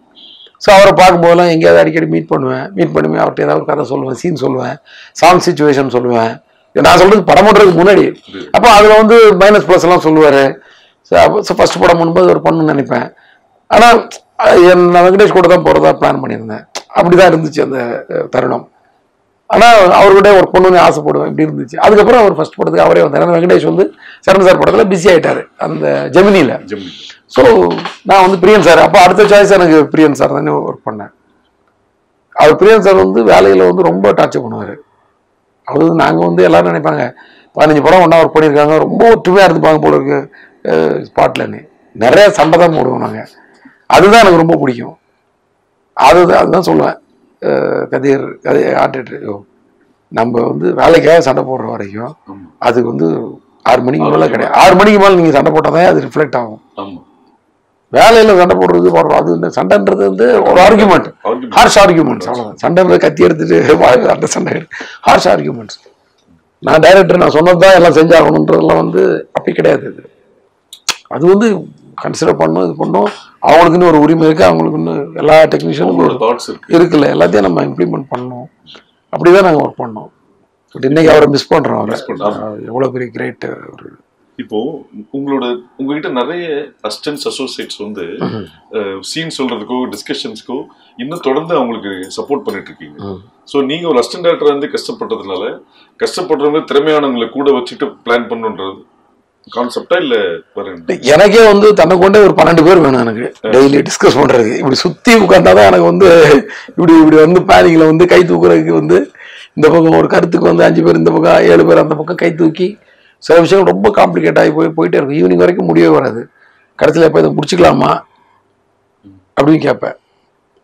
முடிச்சுக்கலானே அவங்களாம் முடிவு சொல்லாதான் முடிப்பேன், இல்லை நான் முடிக்க மாட்டேன் அந்த ஒரு விஷயத்துக்கு. ஏன்னா எனக்குன்னு ஒரு கருத்து இருக்கும், ஒவ்வொருத்தருக்கும் ஒரு கருத்து இருக்கும். அப்போ கை தூக்கிடலாமா? ஸோ மேக்ஸிமத்துக்கு இப்போதைக்கு வந்து மேக்ஸிமம் மெஜாரிட்டிக்கு விட்டுருவோம். அதை மெஜாரிட்டி பார்த்து நம்ம வந்து வைக்கிறதா வைக்கலன்னு முடிவு பண்ணிவிடும். அப்போ கை தூக்குவோம். அந்த மாதிரிலாம் கருத்து ஓட்டு போட்டு கருத்து கணிப்புலாம் பண்ணுறது எனக்கு வந்து ஒரு 10லேருந்து 12 பேர் தேவை. அது அப்படியே போயிட்டே இருக்கும். அதில் தான் வந்து எனக்கு ஒர்க் பண்ணுற ஒரு 6-7 பேர். இது இல்லாமல் வெளியில் நம்ம நண்பர்கள், நம்மகிட்ட ஏற்கனவே ஒர்க் பண்ணவங்க, நம்ம கூட சேர்ந்து முன்னாடி நம்ம ஒன்றா ஒர்க் பண்ணவங்க, டைரக்டராக இருந்து அவங்களும் வந்து ஃப்ரீ டைம் இருக்குன்னு வந்து ஒர்க் பண்ணுறாங்க. இந்த மாதிரி நிறைய பேர் கூட சேர்த்துப்பேன். ஏன்னா யார் மூலமாவது ஒரு நல்ல கருத்து வந்துடும், நல்ல விஷயம் வந்துடும், நல்ல அந்த ஸ்கிரிப்ட் எலிவேட் ஆயிருன்ற ஒரு நம்பிக்கை தான்.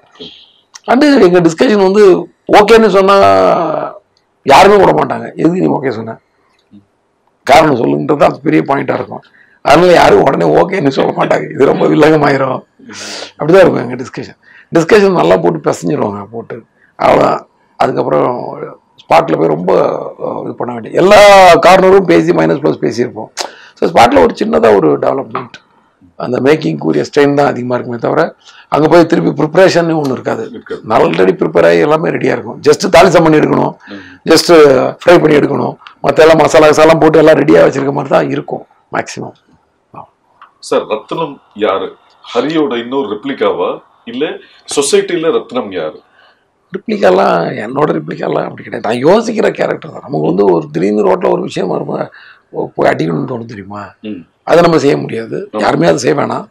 அதை வந்து ஒரு சினிமாவில் வந்து ஒரு ஹீரோவை வச்சு நம்ம செஞ்சு அது வந்து நம்ம சந்தோஷப்பட்டுக்கிறோம், அவ்வளோதான். ஒரு படம் இருக்கிறோம், அந்த படத்துக்கு ஒரு வாய்ப்பு கிடைக்குது, அந்த வாய்ப்பில் வந்து அந்த ஹீரோக்கு ஒரு கேரக்டரைசேஷன், அது நம்ம கோவத்தை அந்த ஹீரோ மேலே ஏற்றி அவங்க மூலமாக நம்ம சாதிச்சுக்கிறோம், அவ்வளோதான். அது எண்ட் ஆஃப் த ஃபைட்டை எடிட் பண்ணி பார்க்கும்போது நல்லா அது வந்து திருப்தியாக வந்ததுன்னா நமக்கு ஒரு ஆத்ம திருப்தி. இந்த மாதிரி தப்பு பண்ணவனா நல்லா நொறுக்கி எடுத்தோண்டா அப்படின்னு. ஏன்னா இன்னைக்கு வித்தியாசமாக மக்கள் கெட்டு போய் கிடக்குறோம். எல்லாரும் சேர்த்து தான் சொல்லணும், என்னையும் சேர்த்து தான் சொல்லணும்.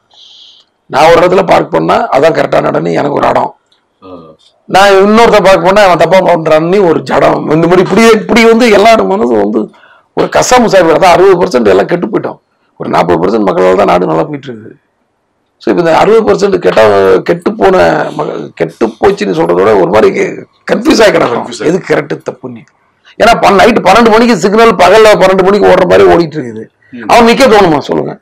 நான் வேணும்னே நிற்பேன். ஏன்னா நான் வந்து ஒரு கிரியேட்டிவ் ஜாப்ல இருக்கிறதுனால, எனக்கு வந்து சினிமாவில் இருக்கிறதுனால எனக்கு அதை தாண்டி போகணுங்கிறது வந்து எனக்கு ரொம்ப உறுத்தும்.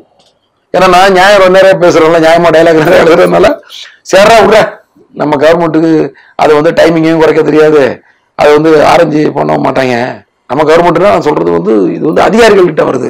இதை வந்து அரசாங்கம் வந்து அதிகாரிகள் பண்ண வேண்டிய விஷயங்களை சொல்றான். ஏன்னா அதிகாரிகள் தானே எல்லாத்தையும் எக்ஸிக்யூட் பண்றாங்க. உடனே நீ வந்து நான் ஒரு அரசியல்வாதியை குறை சொல்றாது அப்படியே நினைச்சுக்கோனா, இது வந்து காலகாலமா 40 வருஷமா நம்ம பார்த்துட்டு இருக்க கூத்து தான் அது. அது வந்து ஒரு நைட் ஓகே ஆஃப்டர் 10 o'clock ஒரு சிக்னல்ல வந்து 40 seconds நிக்கணும், ஒரு பர்டிகுலர் சிக்னல். நான் ஒரு இது டீட்டெயிலாக சொல்லலாம்னு நினைக்கிறேன். நைட் 10 மணிக்கு மேலே அது 20 செகண்டா மாறணும். அது அப்ப என்ன பண்ணுவோம், நமக்கு ஒரு 2 நாள் கழிச்சு நமக்கு இன்னும் 20 seconds அது போயிடும் அந்த சிக்னல். சோ நம்ம வண்டி வரதா வரல நின்று போலான்ற அந்த மன இது வரும். எப்பவுமே அது 40 ஒரு வண்டி வரல, நான் ஏன்டா சும்மா நின்றுட்டு இருக்கணும்ன்ற மூடு அவங்களுக்கு வந்துருது. நான் என்ன பண்ணுவேன்னா சினிமாக்கெல்லாம் போயிட்டு சத்தியம் தேட்டர் போயிட்டு வருவோம். வரும்போது கோடமாக சிக்னல் எவனும் மதிக்க மாட்டான். நான் என் பசங்க வந்து நான் எப்படி சொல்லி கொடுத்துருக்கேன்னா ராங் சிக்னல்ல கரெக்டாக நீங்க சொல்லி கொடுத்துருக்கேன்.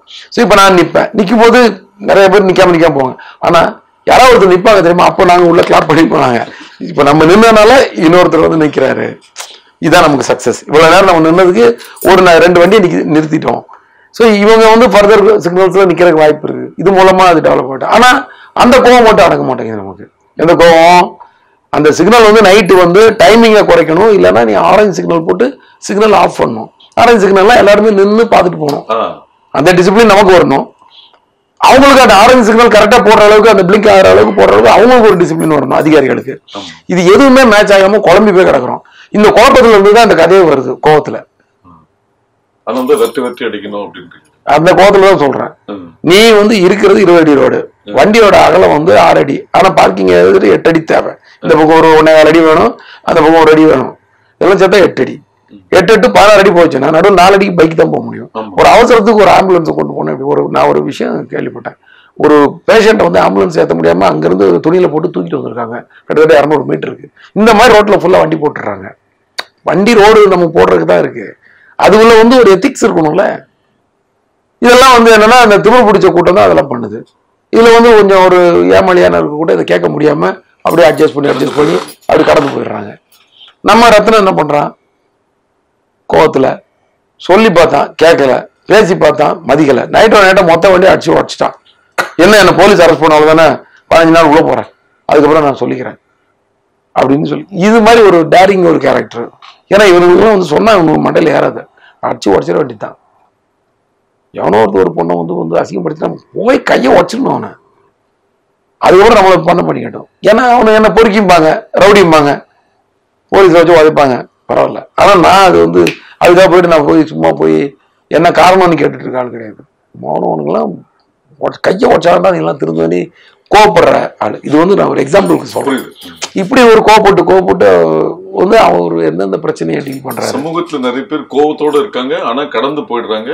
கடந்து போகாம இறங்கி வேலை செய்யறாள் தான் ரத்னம். எஸ், கடந்து போக முடியாம கடந்து இது பண்றதுதான். அதனாலதான் நீங்க வந்து இந்த படத்துல சோசியல் இஷ்யூஸும் இருக்கு, பொலிட்டிக்கலும் இருக்கு. ஒரு சென்சிட்டிவான டாபிக் வைக்கிறதுனால தான் இந்த ட்ரெய்லரோட பினிஷிங்ல பாத்தீங்கன்னா போலீஸ் மெடல் கொடுக்கணும், நம்ம ரத்னத்துக்கு தான் மெடல் கொடுக்கணும் மாதிரி ஒரு டைலாக் இருக்கு. அதுக்கு என்ன ரீசன்? அது ரீசன் நீங்க படத்துல பாத்துக்கோங்க. பொதுவாகவே சார் அது வந்து ஒவ்வொருத்தரும் ஒவ்வொரு மாதிரி டிஸ்கஸ் பண்றாங்க. லெட் தம் டிஸ்கஸ் வரட்டும்.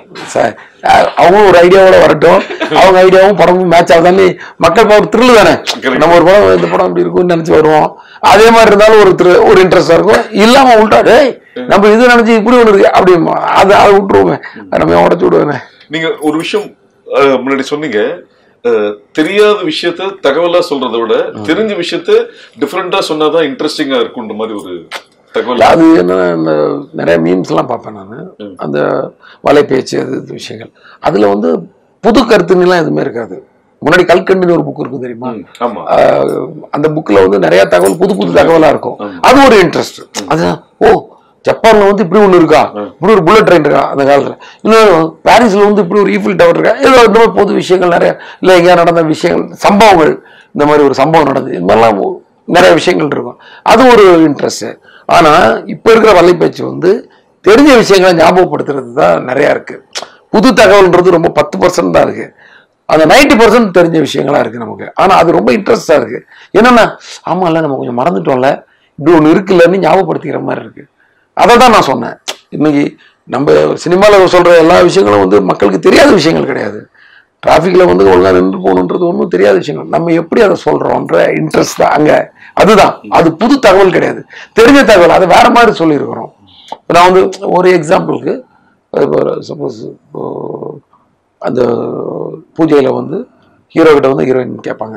அவங்க வந்து என்ன பண்ணுவாங்கன்னா, அவங்களுக்கு வந்து இவருக்கு தண்ணி அடிக்கிறது தம் அடிக்கிறது பிடிக்காது. எந்த பொண்ணுக்குமே வந்து தன்னோட ஃப்ரெண்டோ லப்பரோ ஹஸ்பண்டோ ஒரு கெட்ட பழக்கம் வச்சிருக்கிறது கண்டிப்பா பிடிக்காது.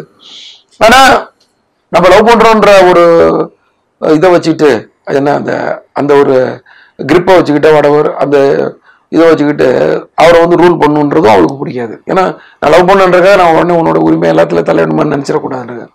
அதனால அவங்க என்ன சொல்லுவாங்கன்னா, நீ எத்தனை சிகரெட் ஒரு நாளைக்கு பிடிக்கிற, எவ்வளோ எத்தனை நாளைக்கு ஒரு தடவை தண்ணி அடிக்கிற கேட்டு, நீ சொல்கிறத பார்த்தா கொஞ்சம் கரெக்டாக தான் இருக்குது, இதெல்லாம் இது எப்படியே மெயின்டைன் பண்ணிக்கிட்டா பிரச்சனை இல்லை, இதை விட்டு அதிகமாக போனால் தான் டேஞ்சரு அப்படின்னு சொல்லிட்டு கடந்து போயிடுவாங்க. இவருக்கு அது சுருன்னு உரைக்கும். இப்போ என்னன்னா அவளுக்கு நம்ம பிடிக்கிறது வேணான்னு தோணுது, ஆனால் சொன்னால் மரியாதையாக இருக்காது. அதனால இப்படி வேற மாதிரி இன்டெரக்டாக சொல்லிட்டு போகிறாங்க. இந்த பொண்ணுக்கே இவ்வளோ வலி இருக்குன்னா அப்போ என் அம்மாவுக்கு எவ்வளோ வலி இருக்கும் என்ன நினச்சி, ஏன்னா நான் கெட்ட பழக்கம் வச்சிருக்கேன்னு எங்கள் அம்மாவுக்கு தெரியும்னு சொல்லி அவர் ஃபீல் பண்ணி எல்லாம் தேவையா நமக்கு விட்டுறலாம்ல அப்படின்னு, அது கூட நான் விட்டுறேன் இன்னைக்கு திருந்திடுறேன் அப்படி இல்லாமல் வேற. இதுல என்னன்னா அந்த பொண்ணோட அப்ரோச் வந்து வேற மாதிரி இருக்கும். நீ பிடிக்க வேணான்னு சொல்ல, ஆனா இந்த அளவு மாறாம வச்சுக்கோன்னு ஒன்று சொல்லுவாங்க. இதுதான் இன்னைக்கு வந்து அந்த விஷயங்களை வந்து என்ன டைரக்டா மூஞ்சில போய் குத்துற மாதிரி சொல்லாம ஒரு ஃப்ரெண்ட்லியா கொண்டு போற விஷயமா நான் பார்க்கிறேன். உங்களோட பிளஸ்ன்றது வந்து எல்லாருமே சொல்றாங்க, உங்களோட டைலாக் வந்து ஒரு லைன்ல இருந்தாலும் அது இம்பாக்ட் அதிகமா இருக்குன்னு சொல்லி. ஒரு படத்துல கூட நீங்க சொல்லிருப்பீங்க, காயப்பட்டவனுக்கு அது ஆறுற வரைக்கும் தான் வலி, ஆனா காயப்படுத்தவனுக்கு ஆயுஸ் ஃபுல்லா வலின்றது ஒரு லைன் தான் கேட்கும் போது, ஆனா அதை ஃபீல் பண்ணும்போது அதோட இம்பாக்ட் ஜாஸ்தி. இது எப்படி உங்களுக்கு இன்ஸ்பயர் ஆகுது இந்த மாதிரி ஒரு விஷயங்கள்? இல்லை, எனக்கு அந்த சீன்லாம் எழுதும் போது இதெல்லாம் வந்து ரொம்ப உணர்வுபூர்வமாக இருந்துச்சு. ஏன்னா ஜஸ்ட் எந்த தப்பும் பண்ணாத ஒருத்தன், இவனும் வந்து அவனை எதுவும் காயப்படுத்தணும்னு நினைக்கவே இல்லை. அவன் ஒரு கெட்டவனை நோக்கி பாயிறான். அது ஒரு நல்லவன் கை போயிடுச்சுன்ற வழியில இவன் துடிச்சு தான் கிடப்பான். வாழ்க்கை ஃபுல்லாவே அவன் வந்து ரணமாயிடுவான். அவன் ஏதாவது காயப்படுத்துறவனோட பெயின் வந்து, அதுவும் அந்த கேரக்டர் இடது கையில சாப்பிட்றத பார்க்கும்போது எனக்கு மனசு வலிக்குதுன்னு அழும்போது, அது வந்து உண்மையிலே ஒரு நல்லவன் வந்து தப்பு பண்ணிட்டா அப்படிதான் கும்பிடுவான். தப்பு யார் பண்ணாலும் தப்பு தான். ஆனா ஒரு நல்லவன் தப்பு பண்ணதுக்கும் ஒரு கெட்டவன் தப்பு பண்ணதுக்கும் உள்ள வித்தியாசம் தான். அதுவும் இந்த படத்துல ரிஃப்ளெக்ட் ஆகும். நான் காசுக்காக கண்டதையும் பண்ற பொறுக்கி கிடையாது, கொள்கைக்காக ஏதோ ஒண்ணு பண்ற ஒரு ஆள் அப்படின்னு சொல்லுவார் அவரு. அந்த டைலாக் அங்கே படத்துல பார்த்துக்கிட்டு, ஏன்னா எனக்கு நான் வந்து அதே கேரக்டர் அந்த மாதிரி தான் எதாவது பண்ணுவேன். ஆனா நான் காசுக்காக பண்ணல, பொறுக்கி மாதிரி வந்து எனக்கு ஒரு காசுக்காக வந்து ஏதோ ஒரு கொள்கையே இல்லாமல் சுற்றுற ஆள் கிடையாது அவங்க அப்படின்னு விஷயங்கள். அந்த மாதிரி ஆடு அவர். அதுதான் அந்த இடத்துல அந்த மாதிரி இருக்கிறவனுக்கு வந்து வலிக்கும். நம்ம இந்த தப்பு நம்ம பண்ண ஒரு செயல் வந்து ஒருத்தரை பாதிச்சிருச்சுன்றது யாராவது தாங்க முடியாது. நல்ல மனசோட இருக்கிறவங்க, யதார்த்தமா வாழ்றவங்களால அது தாங்க முடியாது. அடுத்தவங்க ஹர்ட்டானா அவங்களுக்கு வந்து அது வெளியே ரிஃப்ளெக்ட்லாம் பண்ணி ஐயோலாம் அழலாம் மாட்டாங்க. ஆனா உள்ள அவங்களால தாங்க, அவங்களுக்கு தூக்கம் வராது. அது வந்து அவங்களுக்கு மட்டும்தான் தெரியும் அந்த விஷயம். பக்கத்துல அவங்களுக்கு கூட ஷேர் பண்ண மாட்டாங்க. ஏன்னா என்னால அந்த இது நடந்து போச்சு அது. ஆனா மனசுக்குள்ள வலிக்கும். அந்த வலியை தான் நம்ம ஹீரோ வாயிலா சொல்லியிருப்போம். பொதுவா உங்களோட படத்தோட இந்த 17 படத்தோட ஹீரோஸ், இந்த 17 இன்னும் பார்க்கல மக்கள், இந்த 16 படத்தோட ஹீரோஸ் வந்து பேசிக்கலாவே ஒரு இன்டெலிஜென்ஸ் பிரில்லியன்ஸாவே இருக்கிற மாதிரி தான் நீங்க கேரக்டரைசேஷன் பண்றீங்க. பிளஸ் ஒரு கால்குலேஷன், இங்க இருந்து போனா இப்படி இது இப்படி இப்படி அப்படின்ற மாதிரி ஒரு விஷயம் கால்குலேட்டிவ் பிளஸ் இன்டெலிஜென்ஸாவே தான் காமிக்கிறீங்க. அது வந்து பர்பஸா ஒரு பாசிட்டிவா இருக்கணும்ன்றதுக்காக பண்ண விஷயமா இல்ல அந்த கதையில அது ஆட்டோமேட்டிக்கா நடக்குது? அது பர்பஸாக பண்ண மாட்டேன் நான். பட் ஒரு கதை எழுதும்போது ஒரு யோசிக்கும் போதே நம்ம வந்து அந்த கேரக்டர் வந்து நெளிவு சுழிவாக நிறைய விஷயங்கள் தெரிஞ்சவனாவே தான் வருது. அது என்னே தெரில. அது அதுக்கப்புறம் நம்மளோட அறிவாளித்தனத்தெல்லாம் அது மேலே ஏற்றிடுறோம். எல்லா விஷயத்துலையும் உலக ஞானம் எல்லாம் தெரிஞ்ச மாதிரியே ஆக்கி விட்டுறோம் நம்ம. அதனால வந்து இதெல்லாம் அங்கேருந்து போனால் இங்கேருந்து போனால் 10 நிமிஷம், இங்கே போனால் 3 நிமிஷம், 4 நிமிஷம் பார்ப்பலாம், போயிட்டு போனால் கழிச்சு கிளம்பலாம், இப்படி பேசுகிற மாதிரி தான் வருது அது. ஏன்னா நம்ம எங்க புழங்குறோம், எப்படி வாழ்றோம், அதுதான் வருது. அது வந்து ஒரு போலீஸோட என்கொயரி மாதிரி இல்ல, அது கூட எங்கேயாவது வந்து மைண்ட்ல யோசிச்சதா இருக்கும் ஒரு விஷயம். நம்ம வந்து சில நேரம் பார்த்தாச்சுன்னா அரணா கோடி எல்லாம் காணுன்னு தேடிக்கிட்டு இருப்போம், பார்த்தாச்சுன்னா பேண்டோட போயிருக்கோம். அது மாதிரி நடந்திருக்கும் எல்லாருக்குமே ஒரு ஏதோ ஒரு சீசன். ஏன்னா அது வந்து அரணா கோடி வந்து நீங்க என்னதான் பண்ணாலும் வந்து அது வந்து வெல்டே வைக்க மாட்டாங்க. அது உள்ள வந்து ஒரு மெழுகு இருக்கும், அதை வந்து உருகி ஊற்றி தான் ஜாயின் பண்ணுவாங்க, அறக்கும்பாங்க. எனக்கு அந்த வேலையும் தெரியும், எனக்கு அந்த ஆசாரி மாதிரி செய்கிற வேலை தெரியும். ஸோ அந்த தொழிலை சொல்கிறேன் நான்.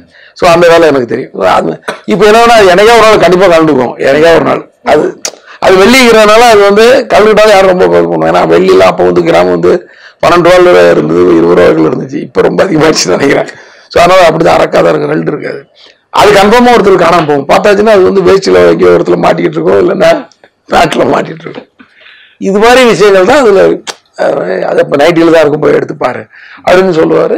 ஸோ அவர் போலீஸாக இருக்கிறதுனால அது ரொம்ப வியப்பாக இருக்காது நமக்கு. ஏன்னா அவரோட மூளை ஃபுல்லாகவே போலீஸ் மூளையாக தான் இருக்கும். எனக்கும் இந்த போலீஸ் மேலே இன்ட்ரெஸ்ட்டு ரொம்ப, அந்த வேலைக்கெல்லாம் போகணுன்னு ஆசைப்பட்டதுனால நிறைய இந்த கிரிமினல் பிரெயின் நிறைய வேலை செஞ்சுட்டே இருக்கும். ஸ்கிரிப்ட் பண்ணும்போது உங்களுக்கு எவ்வளோ இதில் வந்து இன்டெலிஜென்ஸ் ஏற்றலாம் அப்படின்ற மாதிரி ஒன்று மைண்டு போயிட்டே இருக்கும். ஸோ ஒரு வேங்கையில் வந்து ஒரு சாமானியன் ஒரு சின்ன பையனாக தான் காட்டியிருப்பேன், ஒரு வாலிபன் பையன். அவர் கூட நிறைய பிரில்லியன்ட் வேலைகள் நிறைய பண்ணிகிட்டே இருப்பார். அதாவது அது ஒரு பெரிய பிரில்லியன்ட் மூவாக அது தெரியாது படத்தில். ஆனால் ஆட்டோமேட்டிக்காக அவங்க யூஸ் பண்ணுற வேர்ட்ஸு, அந்த டைலாகு, அவங்க எடுக்கிற ஸ்டாண்டு, இதெல்லாம் வந்து அந்த மாதிரி தெரியும். அவங்கள நல்லா சில விஷயங்களை பொறுத்துட்டு நிற்கிறது சில பேருக்காக. இது மாதிரி இந்த ஒரு நல்ல வெல் டோன்டு ஒரு கேரக்டரா அது ஆயிடுது. அது ஆமாம், அது ஒரு ரவுடி கேரக்டராக இருந்தால் கூட சூர்யா வந்து நம்ம 6ல் வந்து ஒரு ரவுடி கேரக்டர் தான். பட் அவரும் ஒரு எத்திக்ஸ் பேசுவார்ல. சித்தி புருஷன் வந்து நம்ம அப்பனோட வயசு அதிகமாக கூட இருக்கும், அதுக்காக அவனை பெரியப்பாரி கூட முடியாது, சித்தப்பா தான் கூப்பிடணும், ஏதோ ஒரு டைலாக் சொல்லுவார். அதெல்லாம் வந்து அவங்க வந்து அந்த மாதிரி ஒரு பிலாசபி பேச முடியும். ஒரு பொண்ணை வந்து ஒரு நம்பி வந்த பொண்ணை வந்து போட்டு கொடுக்கக்கூடாதுரா. ஒரு பொண்ணை வந்து நம்ம கூட வந்துச்சுன்னா அது வந்து ஒரு முறைடா. ஒரு பிரச்சனைன்னு வந்துச்சுன்னா அதில் அந்த பொண்ணை பேர் எழுக்கக்கூடாதுன்றது ஒரு முறை அப்படின்னு ஒரு வார்த்தை சொல்லுவார். அதுலயே அவர் வந்து நீங்களாவது அண்ணன்னு உதட்டுல இருந்து தான் சொல்றீங்க, ஆனா நான் அடி வயிற்றுல இருந்து சொல்றேன். அது ஒரு விஷயம் சொல்லுவாங்க. யாருமே நான் என்னைக்குமே அண்ணனே அடி வயிற்றுல இருந்தாலும் சொல்லிருக்கேன். நீங்க வந்து வெறும் வாயில இருந்தா சொல்லியிருக்கிறீங்க, நீ என்ன யாரும் தம்பியாவே நினைக்கல, நீ ஃபீல் பண்ற இடங்கள். அன்னைக்கு கூட யாரோ ஒரு ஐடி இல்லை யாரோ மீட் பண்ண, அப்போ சொன்னாரு, நாங்கள் அடிக்கடி அவனா ஏதோ இடம் விட மாட்டோம்னா துரோகம்னு 2 வரி சாங் அனுப்பிச்சி விட்ருவோம். நீ இப்படி அந்த படத்தில் உள்ள சாங், அது ஒரு சாங் இருக்கும் இல்லையா செகண்ட் ஹாஃப்ல. அதை ஸோ இந்த மாதிரி நிறைய விஷயங்கள் அது ரொம்ப ஒரு 6ல் வந்து அந்த டைலாக் வந்து அவ்வளோ ஒரு ரவுடியாக இருப்பார். கடைசியில் வந்து பொண்ணுக்கிட்ட வந்து அவங்க உங்கள் பொண்ணுக்கிட்ட ஒரு வார்த்தை பேசுங்க சார், தங்கச்சி மாதிரி தான் அப்படின்ட்டு வருவார். இதெல்லாம் கூட வந்து இப்போ சொல்லும்போது ஏற நம்ம பொண்ணுக்கிட்ட வேணடா போய் பேச போகிறாங்க, தங்கச்சி மாதிரி தான் அப்படின்னு சொல்லிட்டு போவார். நீ வந்து ரொம்ப பெரிய இது பண்ணி ப்ரெஷர் ஆகிக்கோனா, நான் வேற ஒரு கண்டென்ட் தான் போயிட்டு பாருமா, இந்த ஃப்ரெண்ட்ஷிப்லாம் சுத்தாதீங்கம்மா, உலகத்தில் நீ நம்ப வேண்டிய எப்படி இழுத்து விட்டான் பார்த்தியா உன்னை, உலகத்தில் நீ நம்ப வேண்டியது அப்பா அம்மா மட்டும்தான், அவங்க தான் 100% நம்ப வேண்டியது சம்திங். இந்த மாதிரி ஒரு ஃபிலாசபியை தான் அந்த கேரக்டர் பேசிட்டு போகிற மாதிரி இருப்பேன். இப்போ வன்மமா ஒரு விஷயத்த சொல்லுவாரு, என்னவா ஒழுங்கா அவன் புள்ள தெரிஞ்சிடறானா இல்ல ஏதாவது உடம்புல இருந்து ஒரு 5-6 கிலோ இறக்க வேண்டியிருக்குமா, எடுக்க வேண்டியிருக்குமா, அதாவது கை கால வெட்ட வேண்டியமா இருக்குன்றது வந்து ஒரு 5-6 கிலோ எடுக்க வேண்டியிருக்குமான்னு வேற மாதிரி ஒரு கணக்கு. அங்கேயும் ஒரு அக்கௌண்டன்ட் வந்துடு. இந்த மாதிரி நீ கேட்கறதுனால அந்த பிளாஷ்பேக்ல உங்களுக்கு நிறைய விஷயங்கள் சொல்லி. சார் இப்போ தாமிரபரணி, பூஜை, ரத்னம் 8 வருஷ கேப். சோ விஷால்கிட்ட நீங்க பார்த்த டிரான்சிஷன், அதே மாதிரி ஹரியோட டிராவல் இந்த 3 படத்துல எப்படி சேஞ்ச் ஆயிருக்கு, என்ன சேஞ்ச் ஆயிருக்கு? என் சைடுலாம் எனக்கு ஒரு பெரிய சேஞ்ச் எல்லாம் எனக்கு தெரியல. அதே வேலையா அதே இதை நான் வந்து கடமைன்னு பார்த்துட்டு இருக்கேன்னு நினைக்கிறேன். பெரிய சேஞ்ச் இருக்காது. நான் என்னோட படங்கள் நல்லா இன்னைக்கு அப்டேட்டடாக ஏதாவது பண்ணுறோமான்னு தான் நான் வாட்ச் பண்ணிக்கிட்டு இருப்பேன். அந்த மாதிரி ஏதாவது கதை அமையுதா, அந்த கதையில் ஒரு ஸ்க்ரீன் பிளே நல்லா பண்ண முடிஞ்சிருதா, நல்ல வசனங்களை எழுதிட முடியுதா, ஏதாவது அப்டேட்ஸ் இருக்காப்பா, ஏதாவது பண்ண வேண்டியிருக்கா படத்தில், இந்த மாதிரி தான் நம்ம. அவ்வளோதான தவிர பெரிய சேஞ்ச் என்கிட்ட கிடையாது. விஷால்கிட்டையும் ரொம்பலாம் சேஞ்ச் கிடையாது. அவர் எப்போதுமே வந்து கூல் ஹீரோ தான். அவர் நல்லா ஜாலியாக வந்து வேலை செஞ்சுட்டு போகிறவர். ரொம்ப வந்து இந்த படத்தில் மட்டும் ஒரு சின்ன சேஞ்ச் என்னென்னா, அவர் அடுத்த படம் டைரக்ட் பண்ண போகிறதுனால ஒரு பர்டிகுலர் ஷெடியூலுக்கு அப்புறம், ஒரு 2 ஷெடியூலுக்கு அப்புறம் பார்த்தீங்கன்னா உங்களுக்கு வந்து ரொம்ப ஒரு டைரக்டர் உள்ள வந்துட்டார். அதனால் நிறைய கேள்வி கேட்க ஆரம்பிச்சார். அதை நான் பேசிப்பேன், அவர்கிட்ட சொல்லுவேன், நான் டைரக்டர் வேலை செய்கிறாரா, ஓகே ஓகே, பட் நல்லா இருக்கும் கேள்வி, எனக்கே ரொம்ப ஹாப்பியாக இருக்கும்.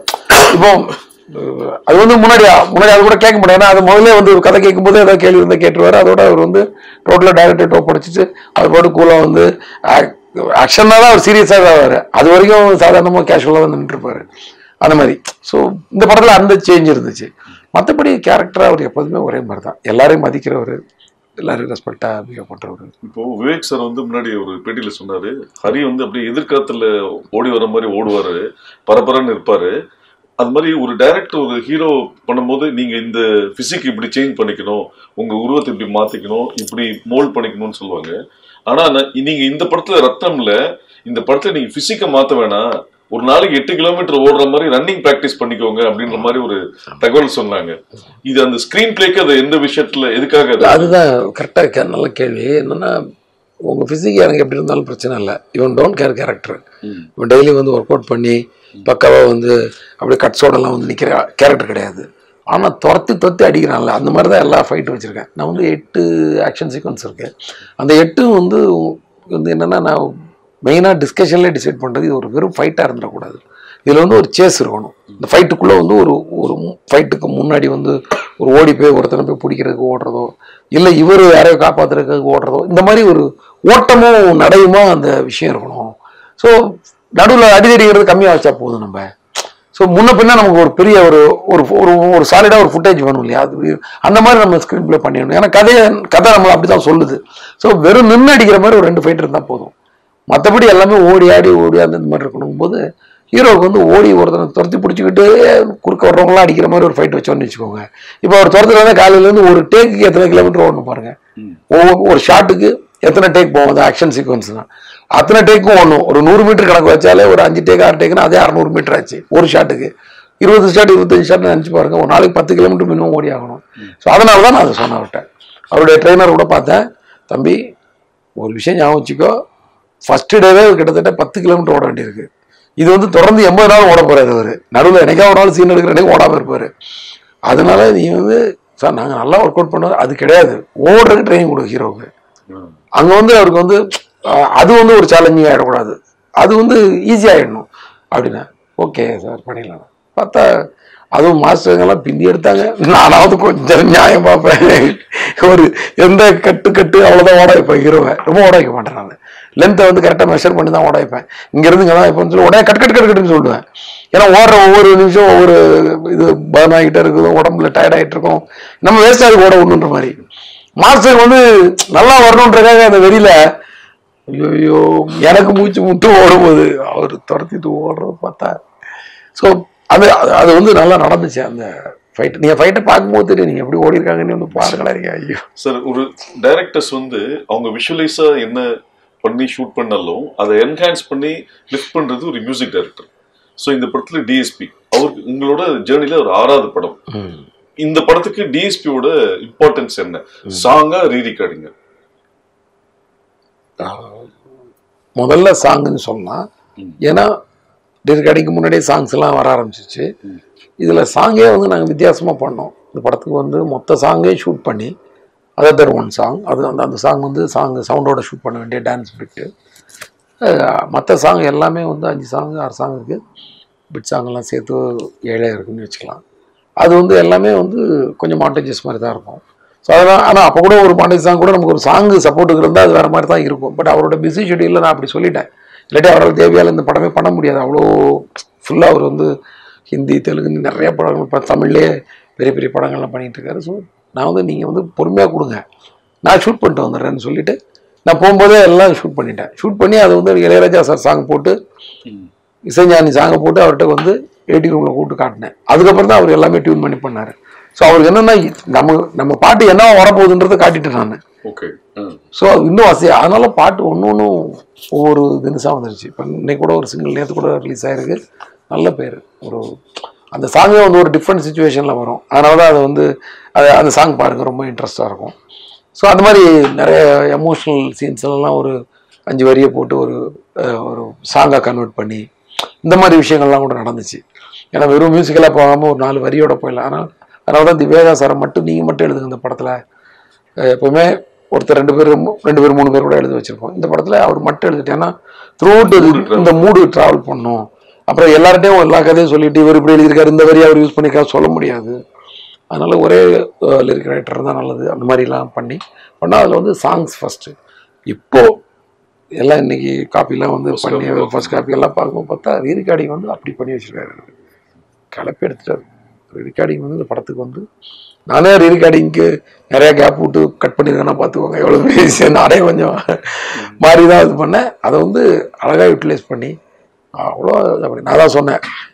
ஒரு 4 நாளைக்கு முன்னாடியே இல்லை ஒரு வாரம் இருக்கும். செகண்ட் ஹாஃப் ஒரு வருஷன் பார்த்தேன் ரீரிகார்டிங். பார்த்துட்டு அவர்கிட்ட சொன்னேன், 20 சாங்கு கம்போஸ் பண்ண மாதிரி இருக்குது, நியாயம் பண்ணி வச்சுருக்கிறீங்க வா அப்படின்ட்டு போனேன். வேறு எதுவுமே சொல்லலை நான்.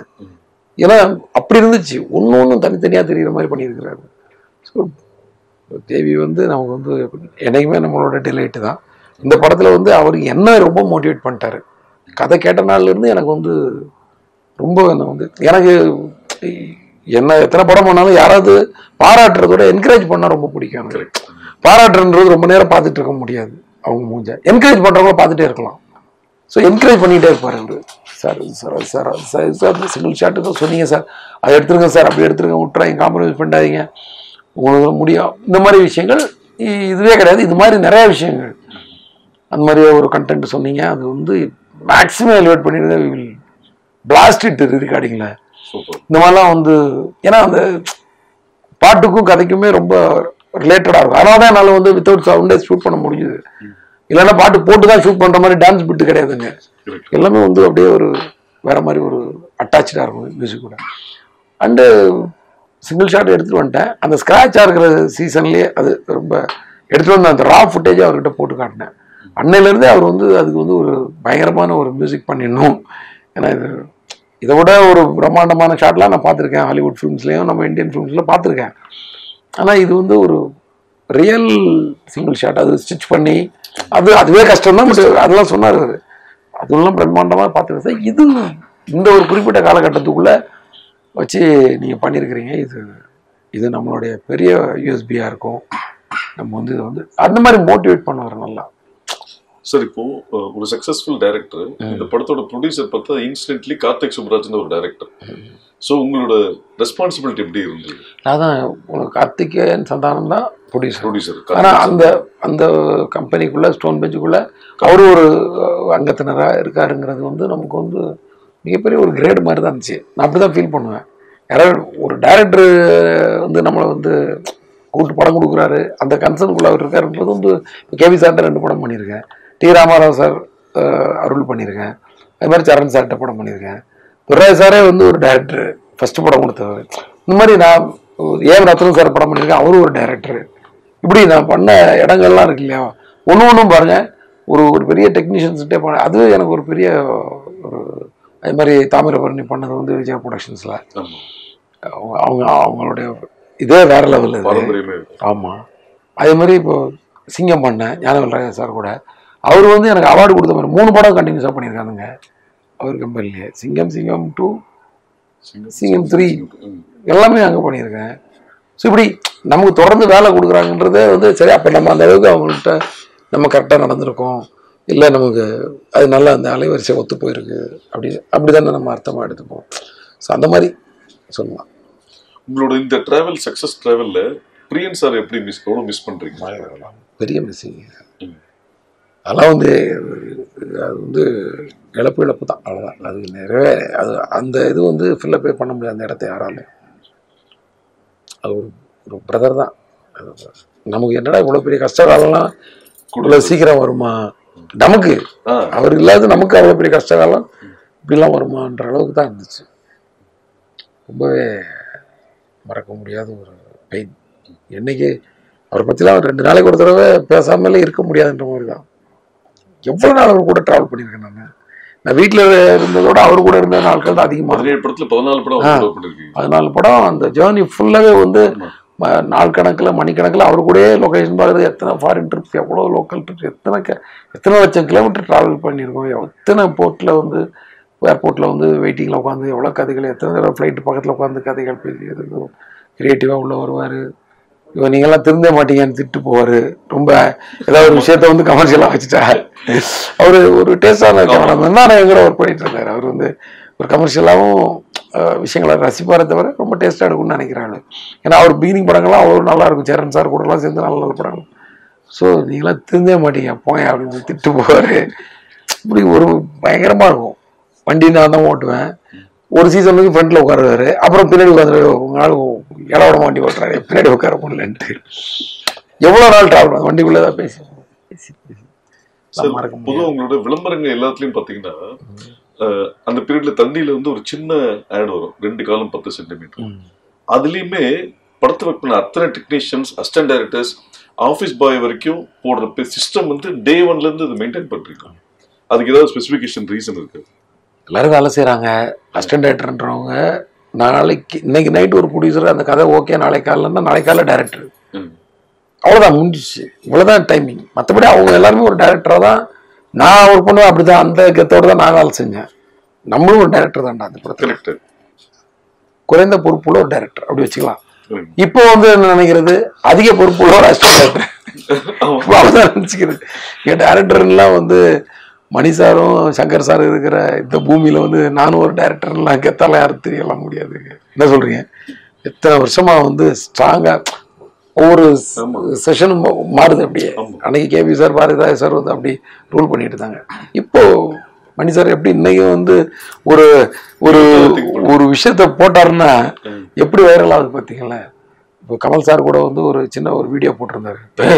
என்னடா இப்படி இதுதான். ஸோ அவங்களே அமைதியாக இருக்கும். நம்ம அதிக பொறுப்பு உள்ள ஒரு அசிஸ்டன்ட் டைரக்டர் அப்படின்னு நினச்சிக்க வேண்டியதான். அவங்களுக்கு பொறுப்பு கொஞ்சம் கம்மியாக உள்ள. அதனால தான் நான் அவங்கள வந்து எங்கேயுமே விட்டு கொடுக்காம, தப்புகள் நடக்கும், ஏதோ ஒரு விஷயம் நான் தப்பு பண்ணுறதெல்லாம் கவலைப்பட மாட்டேன். எதுவுமே பண்ணாமல் இருந்தால் கவலைப்படுவேன். நான் நீ ஒரு பொருளை கீழே போட்டு உடச்சேன்னா தெரியாமல் நான் அதை திரும்பி கூட பார்க்க மாட்டேன். ஆனால் அந்த பொருளை தூக்காமலே நீ இருந்தேன்னா எனக்கு கோபம் வரும். அட்டன் பண்ணு நீ வேலையை. Try to say something, try to do something. நீ சொல்றது வந்து கரெக்டாக இல்லாமல் கூட இருக்கலாம், அதை பற்றி கவலை இல்லை. அது உனக்கு கடி கூட உணரலாம். நீ தப்பாக சொல்கிறேன், அந்த கடியெல்லாம் வந்து உன்னோட வளர்ச்சிக்கு பின்னாடி போய் கூட என்னை போய் திட்டிக்கோ. உன் ஃப்ரெண்டுக்கிட்ட எங்கள் டேரக்டர் ஒரு சரி இருக்கேன், இப்போ பார்த்தா கடிச்சிட்டே இருப்பா, திட்டிக்கோ. ஆறுதலுக்கு கெட்ட வார்த்தை கூட போட்டு திட்டிக்கோ. முன்னாடி திட்டாத, நம்ம பாட்டு வேலை செஞ்சுட்டே இருப்போம். நான் ஒன்றும் திட்டுறேன்ல, நீ என்ன பின்னாடி போய் திட்டிக்கோ. இதெல்லாம் இப்படிதான் பேசுவேன் நான். என்னால் முடிஞ்ச அளவுக்கு யதார்த்தமாக அவங்கள வந்து. ஆனால் எனக்கு வந்து அட்டன் பண்ணணும் வேலையை வந்து. நீ வந்து முயற்சி பண்ணணும், பயந்துக்கிட்டு இருக்க கூட. யாருக்கே பயம்? மனுஷனுக்கு வந்து எதுக்கே பயப்படணும்? உயிருக்கு பயப்படணும், இல்லைன்னா மானத்துக்கு பயப்பீங்க. மானமும் உயிரும் எங்கேருந்து எங்கேயும் போகிறது கிடையாது. யார்கிட்ட வாங்க போகிறது கிடையாது. வேலைக்காக தான் சண்டை போடுறோம், ஒருத்தர் கடினமாக பேசிக்கிறோம். ஸோ தைரியமாக வேலை செய்யலாம், தைரியமாக பண்ணு. தப்பாறதை பற்றிலாம் எனக்கு கவலை கிடையாது. பண்ணாமல் இருந்தால் தான் எனக்கு பிரச்சனை. ஏன்ப்பா அதை பார்த்துட்டு இருக்கிறீங்க, எடுத்து தூக்கி கடாசுங்கப்பா அப்படின்னு சொல்லுவேன். கடாசும் போது உடஞ்சி கூட போட்டேன், அது பிரச்சனை இல்லை. என்ன சொல்லு, ஒரு கதை எப்படி உருவாகுது ஹரிக்குள்ள இருந்து? சும்மா அப்படியே போகிற போக்கில் அப்படியே நம்ம நிறைய பார்த்தது, பழகினது, கேரக்டர்ஸ் இப்போ சந்திச்சது, இந்த மாதிரி எத்தனை ஒன்று உருவாகும்ல. இப்போ வந்து இப்போ அது ஒரு கால்குலேஷன் மாதிரி தான். அப்பா ஒரு பெரிய ஹீரோ, ஒரு நிறைய படங்கள் பண்ண ஒரு ஹீரோ, பெரிய ஹீரோ சின்ன ஹீரோ எல்லாம் ஹீரோ தான். அது மாதிரி குறைந்த படங்கள் பண்ண ஹீரோ அப்படி பிரிச்சுக்கலாம். இவங்களுக்கு ஒரு 2-3 கதை வச்சுக்கிட்டே இருக்கணும், அவங்களுக்கு 2-3 கதை வச்சுக்கிட்டே இருக்கணும். ஒரு சின்ன பட்ஜெட்டாக இருந்தால் அதுக்கு ஒரு 2 கதை வச்சு, இப்படி எல்லார்ட்டையும் ஒரு 4-5 கதை இருக்கும் இல்லையா? அந்த மாதிரி தான் அப்பப்போ வந்து நம்ம ரெடி பண்ணிக்கிறது. ஏதாவது ஒரு சின்ன படம் ரிலீஸ் ஆயிடுச்சு, ஒரு மாதத்துக்கு வந்து நம்ம வந்து வேற வேற இருக்காது. இப்போ ஸ்கிரிப்ட் அடுத்த ஸ்கிரிப்ட் என்னன்ற தேடுதல் தான் இருக்கும். ஆக்சுவலாக வந்து முன்னாடி வந்து டைம் ரிலீஸ் டேட் போடாமல் இருக்கிறப்போ உங்களுக்கு வந்து ஃபைனல் கட்டு முடிஞ்ச உடனே நான் கதை பேச ஆரம்பிச்சிருவேன். எப்படின்னா ஃபைனல் கட்டு முடிஞ்சதுன்னா வெளியில வந்து எடிட் முடிஞ்சு வெளியில வந்து உட்காந்து ரிலாக்ஸ் பண்ணுவோம்ல, அப்போ யாராவது கூட இருக்க அசிஸ்டன்ட் ரைட்டர்ஸ் இருப்பாங்க, அவங்க கூட ஏதாவது அடுத்த படத்தை பற்றியோ அடுத்த கதைகளை பற்றி பேச ஆரம்பிப்பேன். ஆக்சுவலாக இந்த படத்தில் எனக்கு சுத்தமாக எனக்கு அடுத்த வேலை சாப்பாடு என்னன்னு கேட்டாலே எனக்கு வந்து சொல்ல தெரியல, எதையா வாங்கி கொடுப்பா பசிக்கு அப்படின்னு அதுக்கு கூட யோசிக்கிறதுக்கு டைம் இல்லை. ஏன்னா இது வந்து நாங்கள் ஒரு டைம் லிமிட் வச்சு அந்த April 26 அச்சீவ் பண்ணணும்னு சொல்லி ப்ரொடியூசர் விஷால் 2 பேருமே கேட்டுக்கிட்டாங்க. நானும் ஓகேன்னு சொல்லிட்டேன். ஓகேன்னு சொல்லிட்டு நான் பட்ட அவஸ்தை, அதாவது சொல்லிட்டோம் எப்படா அதை கொண்டு வந்து சேர்க்க போகிறோம். ஏன்னா நிறையா ஒர்க் இருக்குல்ல, இன்னைக்கு வந்து எல்லாருக்குமே வந்து போஸ்ட் ப்ரொடக்ஷன்றது வந்து ஒரு பெரிய பணியாயிடுச்சு. ஈஸியாக வந்து ஒரு எடிட் முடிஞ்ச உடனே முன்னாடிலாம் முடிஞ்ச மாதிரி இருக்கும். ஸோ இதுக்கு நடுவில் என்னால் வந்து எதையுமே யோசிக்க முடியல. நான் என்ன வச்சுருக்கேன், ரிலீஸ்க்கு அன்னைக்கு அடுத்த நாள் காலையில் வந்து நம்மளே வந்து ஒரு விபூதி சாரி ஊதுபத்தி கொளுத்தி வச்சு பூஜை போட்டு நம்மளே ஒரு ஏதாவது ஒரு 2 கதையை எடுத்து உருட்ட ஆரம்பிச்சிடணும். ஏன்னா ஒரு 2 கதை வந்து அப்படியே ஒரு ஃபினிஷ் ஆகாமல் இருக்கு, அது ஒரு கதையாக மட்டுமே இருந்துட்டு இருக்கு, இன்னும் வந்து அது வந்து ஒரு பிளேயாக மாறல. ஸோ அதை ஃபினிஷ் பண்ணிவிடுவோம், பிளேயாக இருக்கிறது அப்புறம் கூட பார்த்துக்கலாம் அப்படின்னு ஒரு முடிவோட இருக்கேன். எப்படின்னு தெரியல சார். நீங்க பொதுவா திருநெல்வேலி தூத்துக்குடி பேக்ட்ராப் தான் நிறைய பண்ணிருக்கீங்க. இது முதல் முறையா வேலூர் பேக்ட்ராப். இந்த ரத்தமோட டிராவல் எப்படி இருக்கு? ஏன் வேலூர்? வேலூர்ன்ற நான் நிறைய புழங்கினது என்னோட சொந்த ஊர் தூத்துக்குடி திருநெல்வேலி. நான் நிறைய புழங்கினது வந்து இங்க இந்த பக்கம் தான், நார்த் தமிழ்நாடு தான், மெயினா சென்னை. ஏன்னா சென்னைனா நான் சிட்டிக்குள்ளே இருக்க மாட்டேன், ரியல் எஸ்டேட்னு சொல்லி சும்மா 100 கிலோமீட்டருக்கு அங்கேயும் பைக்கில் சுற்றிட்டு இருப்பேன். ஸோ எனக்கு இந்த பக்கம் வந்தவாசி தான் எனக்கு சிட்டி. இந்த பக்கம் பார்த்தீங்கன்னா வேலூர் பக்கத்தில் ராணிப்பேட்டை வரைக்கும் எனக்கு சிட்டி தான். எனக்கு என்னுடைய 1 ஹவர்ல நான் பைக்கில் எவ்வளோ தூரம் போடுறேனோ அதெல்லாம் எனக்கு வந்து என் கண்ட்ரோலில் உள்ள ஏரியா மாதிரி. இந்த பக்கம் பார்த்தா கும்பிடி இப்படி வச்சிருக்கோம். ஸோ இந்த மக்கள் கூட நான் நிறையா பழகியிருக்கேன், ரியல் எஸ்டேட் டைம்லையும் சரி மற்ற நேரங்கள்லையும் சரி. வந்து நிறையா ஃப்ரெண்ட்ஸும் நிறையா பேர் உண்டு என் கூட படித்தவங்க. ஏன்னா ஒரு சென்னை வாசின்னும் போது சென்னை மக்களோட இது மட்டுமே நம்ம தெரிஞ்சிருக்கிறது சில பேர் இந்த அவுட்ஸ்கர்ட்டில் போய் பழகும்போது அவங்களோட கல்ச்சர் ரொம்ப வித்தியாசமாக இருக்கும், ரொம்ப பாசமாக இருப்பாங்க. ஸோ இந்த ஏரியா வச்சு ஒன்று பண்ணணும்னு நினச்சிட்டு இருக்க காலகட்டத்தில் தான் எனக்கு வந்து தங்கர் பச்சான் சார் பண்ண படங்கள், அப்புறம் சேரன் சார் கூட தங்கச்சான் படம், அதெல்லாம் வந்து இந்த பன்ருட்டி, இந்த பக்கம் கடலூர் பன்ருட்டி, இந்த ஏரியா வச்சு வரும்போது ரொம்ப இன்ட்ரெஸ்டாக இருந்துச்சு. இந்த ஏரியா வச்சு பண்ணுறாங்க. அப்புறம் இப்போ லேட்டஸ்ட்டாக இப்போ கொஞ்சம் பேர் கூட நம்ம பா ரஞ்சித் கூட நம்ம சென்னையோட அவுட்ஸ்கர்ட்டை வச்சு நிறைய படங்கள் பண்ணுறாரு, அதெல்லாம் இன்ட்ரெஸ்டாக இருந்துச்சு. சரி நம்மளும் ஏன் பண்ணக்கூடாது, சரி நம்ம அவங்க அளவுக்கு ரொம்ப ஆளுமையோட வந்து அந்த கல்ச்சர் அப்படியே கரெக்டாக பண்ணிட முடியாது, சரி ஒரு கமர்ஷியல் படம் எடுத்துக்கிட்டு இந்த பக்கம் ஒன்று பண்ணுவோம். சரி நமக்கு எது சென்டர் பார்ட், அது இந்த பக்கம் சிட்டிக்கு அப்புறம் இந்த பக்கம் சென்டர் பார்ட்னா வேலூர் வந்து ஒரு ஸ்ட்ராங் டிவிஷன். வேலூர் காட்பாடி அந்த ஏரியா ஃபுல்லாகவே உங்களுக்கு வந்து அந்த இதில் ட்ரெயின் போயிட்டே இருக்கும். இந்த பக்கம் காட்பாடி இருக்கு, இந்த பக்கம் வேலூர் இருக்கும், அந்த பக்கம் வாணியம்பாடி இருக்கும், இந்த பக்கம் ஆம்பூர் இருக்கும், இந்த பக்கம் ஆற்காடு இருக்கும், அந்த பக்கம் ராணிப்பேட்டை இருக்கும், இப்படி போயிட்டு இருக்கும். நீ அந்த ட்ரெயின் ரூட் பார்த்தீங்கன்னா இந்த பக்கம் அரக்கோணம் இருக்கும், இந்த பக்கம் இன்னொரு காஞ்சிபுரம் சம்திங், இந்த பக்கம் இப்படி அந்த ட்ரெயின் வந்து த்ரூட் பெங்களூர் வரைக்கும் இப்படி பிரிச்சுக்கிட்டே இருக்கும். ஆனா நடுவில் 7 கிலோமீட்டர்ல 2 சிட்டியும் ஜாயின் ஆகிடும். இந்த மாதிரி இருக்கு. இதெல்லாம் வந்து அப்சர்வ் வேலூர்ல வந்து ஹைவேஸுக்கு நடுவில் 8 பிரிட்ஜ் இருக்கிற ஒரே ஊரை தான்.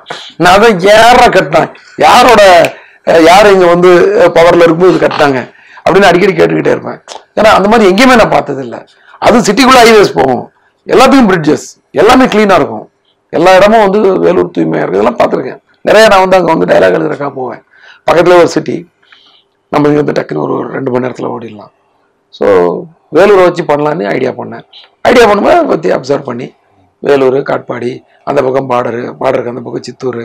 ஸோ சித்தூர்ல இருந்து ஒருத்தன் வந்து இங்கே வந்து ஒம்பு பண்ணான்னா அவன் என்ன, இங்கேருந்து ஒருத்தன் அங்கே போய் ஒரு பிரச்சனை பண்ணா என்ன, அந்த ரூல்ஸ் அண்ட் ரெகுலேஷன் எப்படி மாறும், இந்த போலீஸோட லெவல் என்ன, அந்த போலீஸோட பவர் என்ன, இவங்க இங்கே வரணும்னு என்ன பண்ணாங்க, இப்படிலாம் ஒரு விஷயங்கள்லாம் அதுக்குள்ள அந்த ஒரு ஆக்ஷன் தீம் உள்ள வந்துடும் ஆட்டோமேட்டிக்காக. ஏன்னா பார்டர் ஏரியா டோட்டலாக இங்கிட்டு வந்து சூலூர்பேட்டை கிட்ட நம்ம இதை தாண்டினோடனே கும்மிடிப்பூண்டி தாண்டினோடனே வருது நெல்லூர் போகிற வழியில் ஒரு பார்டர். இந்த பக்கம் ஊத்துக்கோட்டை, அந்த பக்கம் சத்தியவேடு அங்கே ஒரு பார்டர். அதுக்கடுத்து திருத்தணி நகரி அது ஒரு பார்டர். அதுக்கடுத்து வேலூர் காட்பாடி சித்தூர் அது ஒரு பார்டர். அந்த பக்கம் குடியாத்தம், அந்த பக்கம் பார்த்தீங்கன்னா பழமனூர் அது ஒரு பார்டர். இது வரைக்கும் கர்நாடகா வரைக்கும் இப்படி ஒரு பார்டர் இருக்கு. இந்த பார்டர்ல என்ன இன்ட்ரெஸ்டா இருக்கும் பிரச்சனைகள் அப்படின்னு அனலைஸ் பண்ணுவோம். அது வேற மாதிரி இருந்துச்சு.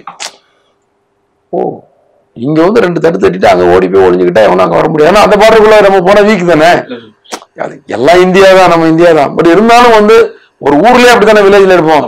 ஒருத்தன் வந்து அடிச்சு வந்து அவன் ஊருக்குள்ள வந்துட்டான்னா அந்த ஊருக்கார இந்த ஊருக்குள்ள பார்டருக்குள்ள வரணும்னா கொஞ்சம் கஷ்டம். அப்படிதான் நம்ம ஒரு படம் பண்ணுவோம்ல. அதே மாதிரி ஸ்டேட் பார்டர் வச்சு பண்ணா எப்படி இருக்கும் அப்படின்னு சொல்லி இது வந்து பிரியன் சார் வந்து முன்னாடி சும்மா சொல்லிட்டு இருப்பாரு, சார் நம்ம பார்டர் வச்சு ஒரு படம் பண்ணணும் சார், பார்டர் வச்சு படம் பண்ணணும், இன்ட்ரெஸ்டா இருக்கும் சார், 2 லாங்குவேஜ் மிக்ஸ் பண்ணி. ஏன்னா பார்டர்லாம் 2 லாங்குவேஜ்காரங்களும் 2 லாங்குவேஜ் பேசுவாங்க. இது வந்து மெயினா வந்து நாங்கள் வந்து கேரளாவை தான் என்டர்லைன் பண்ணி ட்ரிவாண்ட்ரம் பார்டர்ல நடக்கிறதா முதல்ல ஏதோ ஒரு விஷயம் பேசிட்டு இருப்போம் அடிக்கடி ஃப்ரீயா இருக்கும் போதெல்லாம். அது மைண்ட்ல இருந்துதான் கதை இல்ல அந்த களம் அப்படி ஞாபகம். அப்ப நம்ம சரி நம்ம கொஞ்சம் காரமா படம் எடுக்கணும், ஆந்திரா பார்டரை வச்சிருவோம் அப்ப சூடா இருக்கும் அப்படின்னு சொல்லி இதை கையில் எடுக்கும்போது பார்த்தா அது ரொம்ப நல்ல இன்ட்ரெஸ்டா இருந்துச்சு உள்ள.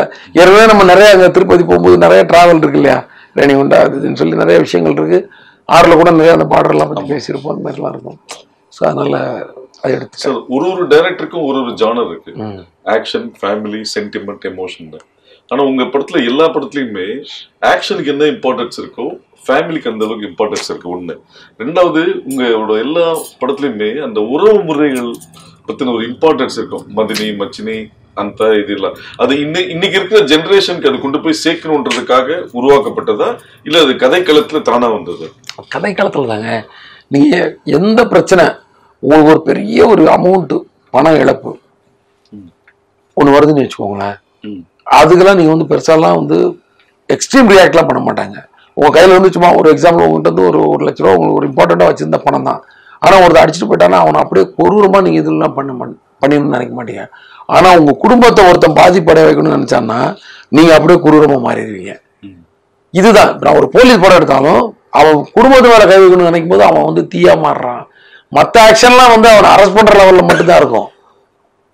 எக்ஸாம்பிள் வந்து லைக் இப்படி சொல்லலாம், சிங்கம் 2ன்னு வச்சுக்கோங்க. சிங்கம் 2ல வந்து பார்த்தீங்கன்னா பிகினிங்ல இருந்து ஏதோ ஃபைட்லாம் இருக்கும், யாராவது அரெஸ்ட் பண்ண போவார், ஏதோ அனலைஸ் பண்ண போகும்போது அங்கே ஒரு ஃபைட் இருக்கும், அதெல்லாம் வந்து ஒரு ஃபைட்டாக மட்டுமே இருக்கும். ஆனால் இன்னைக்கு நைட்டு உங்கள் வீட்டை வந்து அட்டாக் பண்ண போகிறாங்க அப்படின்னு அவருக்கு தகவல் வந்துடும் மிஸ்டர் தியாகவனம் மூலமா. இப்போ அவரை வந்து எப்படி ரியாக்ட் பண்ணுவாருன்னா எவனும் திரும்பியே போயிடக்கூடாதுன்னு ரியாக்ட் பண்ணுவார். ஏன்னா ஒரு போலீஸ்காரன் குடும்பத்து மேலே கை வச்சா அது எந்த அளவுக்கு வந்து அது வந்து உதவும், எந்த அளவுக்கு ரத்த கரியா மாறும் அப்படின்னு எவனுக்கு அந்த தைரியம் மட்டும் வந்துடக்கூடாது. ஒரு அதிகாரியை வந்து மடக்கணும்னா அவன் குடும்பத்து மேல கை வச்சிடலான்ற அந்த விஷயம் மட்டும் எவனுக்கும் தோணிடக்கூடாது. அப்புறம் எந்த போலீஸ் ஸ்டேஷன்ல யாரும் வேலை செய்ய முடியாது, எந்த அதிகாரியும் வேலை செய்ய முடியாது. அதிகாரியை வந்து ஆப்போசிட் பண்ணா அது எந்த பண்ணுமா ஸ்ட்ரைட்டா தான் பண்ணிக்கணும். அவன் குடும்பம் தனி. அப்படி ரிவர்ஸ்ல அப்போ அந்த அதிகாரி வந்து தப்பு பண்ணவனை விட்டு தப்பு பண்ணவன் பிள்ளையும் பொண்டாட்டிக்கிட்ட போய் பண்ணா வம்பு பண்ணாலோ இல்லை அவங்க மேல போய் ஒரு கேஸை போட்டாலும் என்ன வருது, அதை இவங்களும் செய்யக்கூடாது, இது அவங்களும் செய்யக்கூடாது, ஒரு எத்திக்ஸ். அதை தாண்டி அவங்க உள்ள வர பார்ப்பானுங்க. அப்போ கண்ணை உடைச்சிட்டு, ஏன்னா அதை சரண்டர் பண்ணாதான் நான் கத்தியை கையில் எடுக்க முடியும், அது கையில தான் நான் கண்ணை வச்சு தான் சுட முடியும். ஏன் அதை யூஸ் பண்ணாம நீ கத்தி எடுத்து நீ கேட்டக்கூடாது. ஸோ முதல்ல அவராகவே ஒரு டேபிள் அடிச்சு ஏதோ ஒன்று சின்னதை உடைச்சி விட்டு இதை கொண்டு போய் ஆர்மரியில் போய் சரண்டர் பண்ணிடு. So a police man with family without weapon அப்படின்ற மாதிரி நிப்பாரு. அது எதுக்குன்னா அந்த வெறி. அந்த கதையை சொல்லும்போது நான் ஜி கிட்ட சொன்னேன், ஜி நீ வந்து உங்களை ஒருத்தன் ரோட்ல திட்டினான்னா நீங்க தாங்கிடுங்க, ஆனா தம்பியை திட்டினான்னு வச்சுக்கோங்க, கார்த்தி ஒருத்தன் திட்டான்னு உங்களால தாங்க முடியாது. அது மாதிரிதான் இதான் மூடு இந்த சீனுக்கு. உங்களை எத்தனை பேர் அடிக்கதான் வருவான், ஏன்னா நீங்க போலீஸ்னால ஒரு 10 எதிரி இருந்துட்டு தான் இருப்பான். அதான் நீங்க ஜாலியா தான் போயிட்டு இருப்பீங்க டெய்லி, தட்ஸ் எவ்ரிடேஸ் ப்ராப்ளம். ஆனா உங்க குடும்பத்தை ஒருத்தன் கணக்கு பண்றான்னா அது எவ்ரிடே ப்ராப்ளம் கிடையாது, அது எவர் ஒன்ஸ் ப்ராப்ளம், அது வரவே கூடாது ப்ராப்ளம், அது முடிச்சிடணும்னு நினைப்பீங்க. இதான் முன்னாடி கதை சொல்லுமா அப்படின்னு சொன்னேன். சார் சார் புரியுது சார், இல்லை நான் சொல்லிடுறேன். இதே மாதிரி தான் தொண்டை தண்ணி வாங்கிட்டு அந்த ஏன்னா நான் செகண்ட் ஹாஃப்ல அந்த ஃபைட் வர்றதுனால அதுக்கு முன்னாடி 5 மணி நேரம் கதை சொல்லி அப்படி டயர் விடுங்க போதும் போதுன்னாரு என்ன ஆக்சுவலா. ஏன்னா அப்படி எனக்கு அதை சொல்லி முடிச்சிடணும்னு சொல்லி அப்படி வர கேட்டை விழுத்து போட்டு அடிச்சு நொறுக்கி வெட்டி குத்தி இங்க இருந்து புட்டிச்சு ஜீப் எடுத்துட்டு வந்து தங்கராஜ் வீட்டுக்குள்ள அந்த வெறியோட வந்து போடா போய் எல்லாத்தையும் போய் இது பண்ணிக்கோ அப்படின்னு அந்த அந்த சவால் விடுறதுல அந்த அவன் வந்து வார்ன் பண்ணிட்டு போறது. போலீஸ்காரன் குடும்பம் மேல கை வச்சா நான் ஒன்று அங்கே வச்சு காட்டியிருக்கேன், எல்லாம் பாரு இனிமே எவனும் வந்து பக்கத்துல வந்துட மாட்டான் அப்படின்ற மாதிரி அந்த வெறியை கொப்பளிச்சிருப்பாரு. ஸோ இது எங்க இருந்து வருது பாருங்களேன், எவ்வளவு பெரிய. இப்ப நீங்க சொன்ன ஆக்ஷன் படம் வந்து குடும்பத்துக்குள்ள இருந்தா அந்த அவ்வளவு பெரிய ஆக்ஷனா மாறுது. இல்லாட்டி ஒரு போலீஸ் ஆக்டிவிட்டியா லத்தி சார்ஜ் இல்லைன்னா முட்டிக்கு கீழே வந்து சுடுறது, அவனை பிடிச்சி அரெஸ்ட் பண்றது, அவனுக்கு ட்ரீட்மெண்ட் பண்ண இப்படிதான் இருக்கும். அவர் டேனியை கூட அப்படி அடிக்கல. ஏன்னா ஏதோ ஒண்ணு இந்தியன் போலீஸை பத்தி தப்பா பேசலாம்னு சொல்லி சட்டையை பிடிச்சி 2 அரை விட்டு சட்டையை பிடிச்சி எடுத்துட்டு போயிடுவாரு. ஆனா தான் குடும்பத்தை அட்டாக் பண்ணு வந்தோடனே பர்சனலைஸ் ஆனோடனே அந்த வெறி வந்துச்சு பாத்தீங்களா, அதுதான் அது. அதனால நம்ம கதை பண்ணும்போதே வந்து ஒரு ஃபேமிலி ஓரியன்டா பண்ணும்போது ஆட்டோமேட்டிக்கா அந்த கோவம் வந்துடுது. அந்த ஏன்னா என்ன ஒண்ணு பண்ணா பரவாயில்ல, என் மாமா மேல எப்படா கை வச்சுன்றது தான் தாமிரபரணியில விஷாலோட கோவம். அதனாலதான் அந்த வெறியில் தான் போய் அறுவாலை எடுத்துட்டான். அறுவாலை எடுத்தா மிஸ் ஆகி இன்னொரு நல்லவங்க மாட்டிக்கிட்டான். யாரோ அவன் டார்கெட் பண்ணா அவன் தப்பிச்சிட்டான், யாரு நல்லவனோ அவன் தடுக்க வந்தவன் கை மாட்டிக்கிச்சு. ஆனா காரணம் வந்து அவங்க மாமா வேலைதான். ஏன்னா அந்த மாமான்றது எல்லாம் மறைச்சிக்கிட்டே இருப்பாங்க. ஆனா ஒரு இடத்துல வந்து ஒருத்தர் சொல்லிடுவான், அது தாங்க முடியாது யாராலையும். ஓகே, இதான் இதுதான் கரெக்டான பதில் நினைக்கிறேன் உங்களுக்கு. சார், இப்போ ஹரியோட ஸ்டைல் ஆஃப் ஃபிலிம் மேக்கிங்னா அருவாள் இது மாதிரி ஒரு விஷயங்கள் தான் இருக்கா? அதுலயே நீங்க இருக்கணும்னு பாக்குறீங்களா? இல்லைன்னா இப்போ கேபி சார் வந்து வெரைட்டிஸ் பண்ணாலும் நடுவில் ஒரு லவ் படங்கள் புது புது மாதிரி விஷயங்கள் பண்ணிருக்காரு.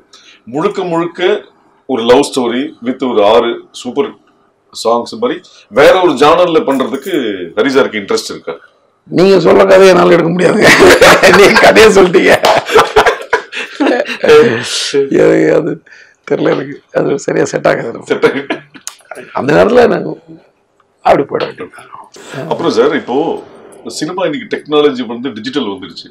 ஆனா இப்போ சமீபத்தில் சில டைரக்டர்ஸ் ப்ரொடியூசர்ஸ் என்ன ஃபீல் பண்றாங்கன்னா, அந்த ரீல்ல எடுத்ததை விட இன்னைக்கு டிஜிட்டல் எக்ஸ்பென்சிவ் ஜாஸ்தியா இருக்கு, ஒரு நாளைக்கு இவ்வளவு ஹார்ட் டிஸ்க் தேவைப்படுது, இது வருது, பேசாம ரீல்கே திருப்பி போலாமா அப்படின்ற மாதிரி ஒரு விஷயங்களும் போயிட்டு இருக்கு. இன்னும் அந்த கிறிஸ்டோபர் நோலன் ஃபிலிம்ல தான் எடுத்திருக்காரு படம். சோ அது மாதிரி இங்க திருப்பி ரீல்ல எடுக்கிற விஷயங்கள் வருமா? நீங்க ரெண்டுத்துலயுமே பயணப்பட்டிருக்கீங்க, எது பெஸ்ட்னு உங்க பார்வை என்ன? எது பெஸ்ட்னா நம்ம எல்லாத்தையும் எப்படி யூட்டிலைஸ் பண்ணிக்க போறோம்னு தான் சொல்லணும். அதை வச்சுதான் அது பெஸ்ட் ஆகும். ஆனா அப்போ வந்து ஒரு அளவு ஒரு மைண்ட் வந்து ஒரு விஷயத்துல நம்பிக்கையா இருந்துச்சு. இப்போ வந்து அந்த நம்பிக்கை கொஞ்சம் குறைஞ்ச மாதிரி இருக்கு. எப்படின்னா டிஜிட்டல் இருக்கிறதுனால ஒன்மோர் எடுத்துக்கலாம், எல்லாருக்குமே வந்து ஒரு அவங்க எல்லாருக்குமே ஒரு லெத்தாதிகா இருக்காங்க. அவங்க ஒரு ஸ்ட்ராங்கா இல்லை. இது ஒன்மோர் போனாலும் எதுவும் வேஸ்டேஜ் இல்லை. ஆனா டைம்ன்றது வேஸ்ட் ஆயிட்டு, கடவுள் கொடுத்த 24 hours வேஸ்ட் ஆயிட்டு இருக்குன்றது நம்ம யாருக்கும் புரியல. அந்த வகையில தான் தெரியுது. நம்மளும் வந்து இன்னொரு டேக் எடுக்கிறதுக்கு தயாரா இருக்கிறோம். முன்னாடிலாம் இன்னொரு டேக் எடுக்க மாட்டோம். ஏன்னா ஆர்டிஸ்டே சொன்னா கூட இல்லைங்க, எனக்கு தேவையான ரியாக்ஷன் அங்கே வந்துருச்சு, நோ ப்ராப்ளம் வேணாம். இப்போ வந்து சரி ஆர்டிஸ்ட் சொல்றாங்க, நமக்கு ஏதோ செலவு இல்லை அப்படின்னு நம்ம எடுக்க வேண்டிய கட்டாயத்துக்கு வந்துடுறோம். ஏன்னா ஆர்டிஸ்டே ஏன் ஒரு டேக் எடுத்தா என்ன இருக்கு நீ கோச்சிக்கிறாங்க. முன்னாடி வந்து அது வந்து 100 அடி ஓடிச்சுன்னா அதுல வந்து 4000 ரூபாய் போயிருன்றது எல்லாருக்கும் தெரிஞ்சிட்டு இருந்துச்சு. அது இப்போ இல்லாதனால அது ஒரு கண்ட்ரோல் இல்லாமல் போய். பட் டெக்னாலஜி வந்து என்ஜாய் பண்ற மாதிரி தான் இருக்கு. ஏன்னா இது இந்த வகையில மட்டுமே இதை பார்க்கக்கூடாது, வேற நிறைய விஷயங்கள் இருக்கு.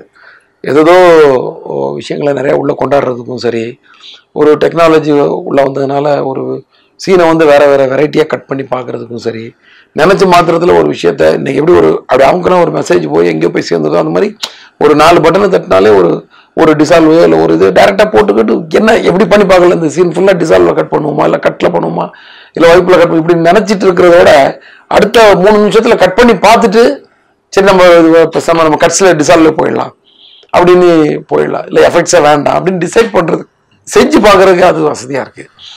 அண்டு டிஜிட்டல்லையும் நிறைய ப்ளஸ் இருக்கு. அது மாதிரி நான் வந்து ஒரு சேஸோ இல்லை ஒரு ஃபைட்டோ எடுக்கும்போது சண்டை போட தேவையில்ல மாஸ்டர்கிட்ட இல்லை சக டெக்னீஷியன்ஸ் கிட்ட. ஏன்னா அவங்களுக்குன்னு ஒரு ஃப்ரீடம் கொடுக்குற வசதியா இருக்கு. இப்போ நீங்க ஃபுட்டேஜ் கண்ட்ரோல் தானே ஒரு நாளைக்கு வந்து இத்தனை கேன் தான் ஓட்ட முடியும்னு ஒன்று இருக்கும். ஸோ நம்ம அந்த ப்ரெஷரையும் சேர்த்து போட வேண்டியிருக்கும். ஸோ இப்போ என்னன்னா எடிட்ல தான் மண்டகாயுது எல்லாருக்கும். 10 லட்சம் அடி எல்லாம் ஷூட் பண்ணிட்டு வந்துடுறாங்க. தேவையானது 10,000 அடி 13,000 அடி. இதை வந்து சுருக்குறவுல எடிட்டர் தான் ரொம்ப அவசப்படுறாங்க. அப்படிதான் இருக்கும். வளர்ச்சிங்கிறது எப்போதுமே வந்து கொஞ்சம் நம்ம அதுக்கு ஒரேபடி டிராவல் ஆகிக்க வேண்டியதான். அதை வந்து கஷ்டம்னு நினைச்சு ஒதுக்கி வைக்கிறதோட, ஆனா அவரு வந்து ஃபிலிம்ல எடுத்திருக்காருன்றது பாராட்டத்தக்க விஷயம். அவங்க எவ்வளவு மைண்ட் கண்ட்ரோல் பண்ணி எடுத்துக்காரு. டிஜிட்டல்ல போய் டிராவல் ஆகி வேணாம் நம்ம ஃபிலிம்குள்ள வரேன்னு சொல்லி வந்ததெல்லாம் வந்து அவங்களாம் வந்து கிரேட்ன்றதை தான். அதாவது ஆளுமையோட பண்ற டைரக்டர்னு சொல்லுவாங்க. நான் அந்த ஆளுமே அவர்கிட்ட இருக்கு. சார், இப்போ சினிமாவில் வந்து மறக்க முடியாத சில விஷயங்கள் என்னன்னா, இப்போ KP sir, Bharathi Raja, Bhagyaraj sir, Manivannan, இது மாதிரி இவங்க கிட்ட இருந்து வந்த நிறைய அசிஸ்டன்ஸுங்க பெரிய அளவு பெருசா ஜெயிச்சிருக்காங்க. அதுக்கப்புறம் வந்து அடுத்த ஜெனரேஷனோட டைரக்டர்ஸ் இந்த அசிஸ்டன்ஸ் ஜெயிச்சிருக்காங்க, இல்லைன்னு இல்லை. ஆனா அந்த சதவீதம் பார்க்கும்போது இது கம்மியா இருக்குன்ற மாதிரி ஒரு பிம்பம் இருக்கு. இதுக்கு எங்க லேக் ஆகுது?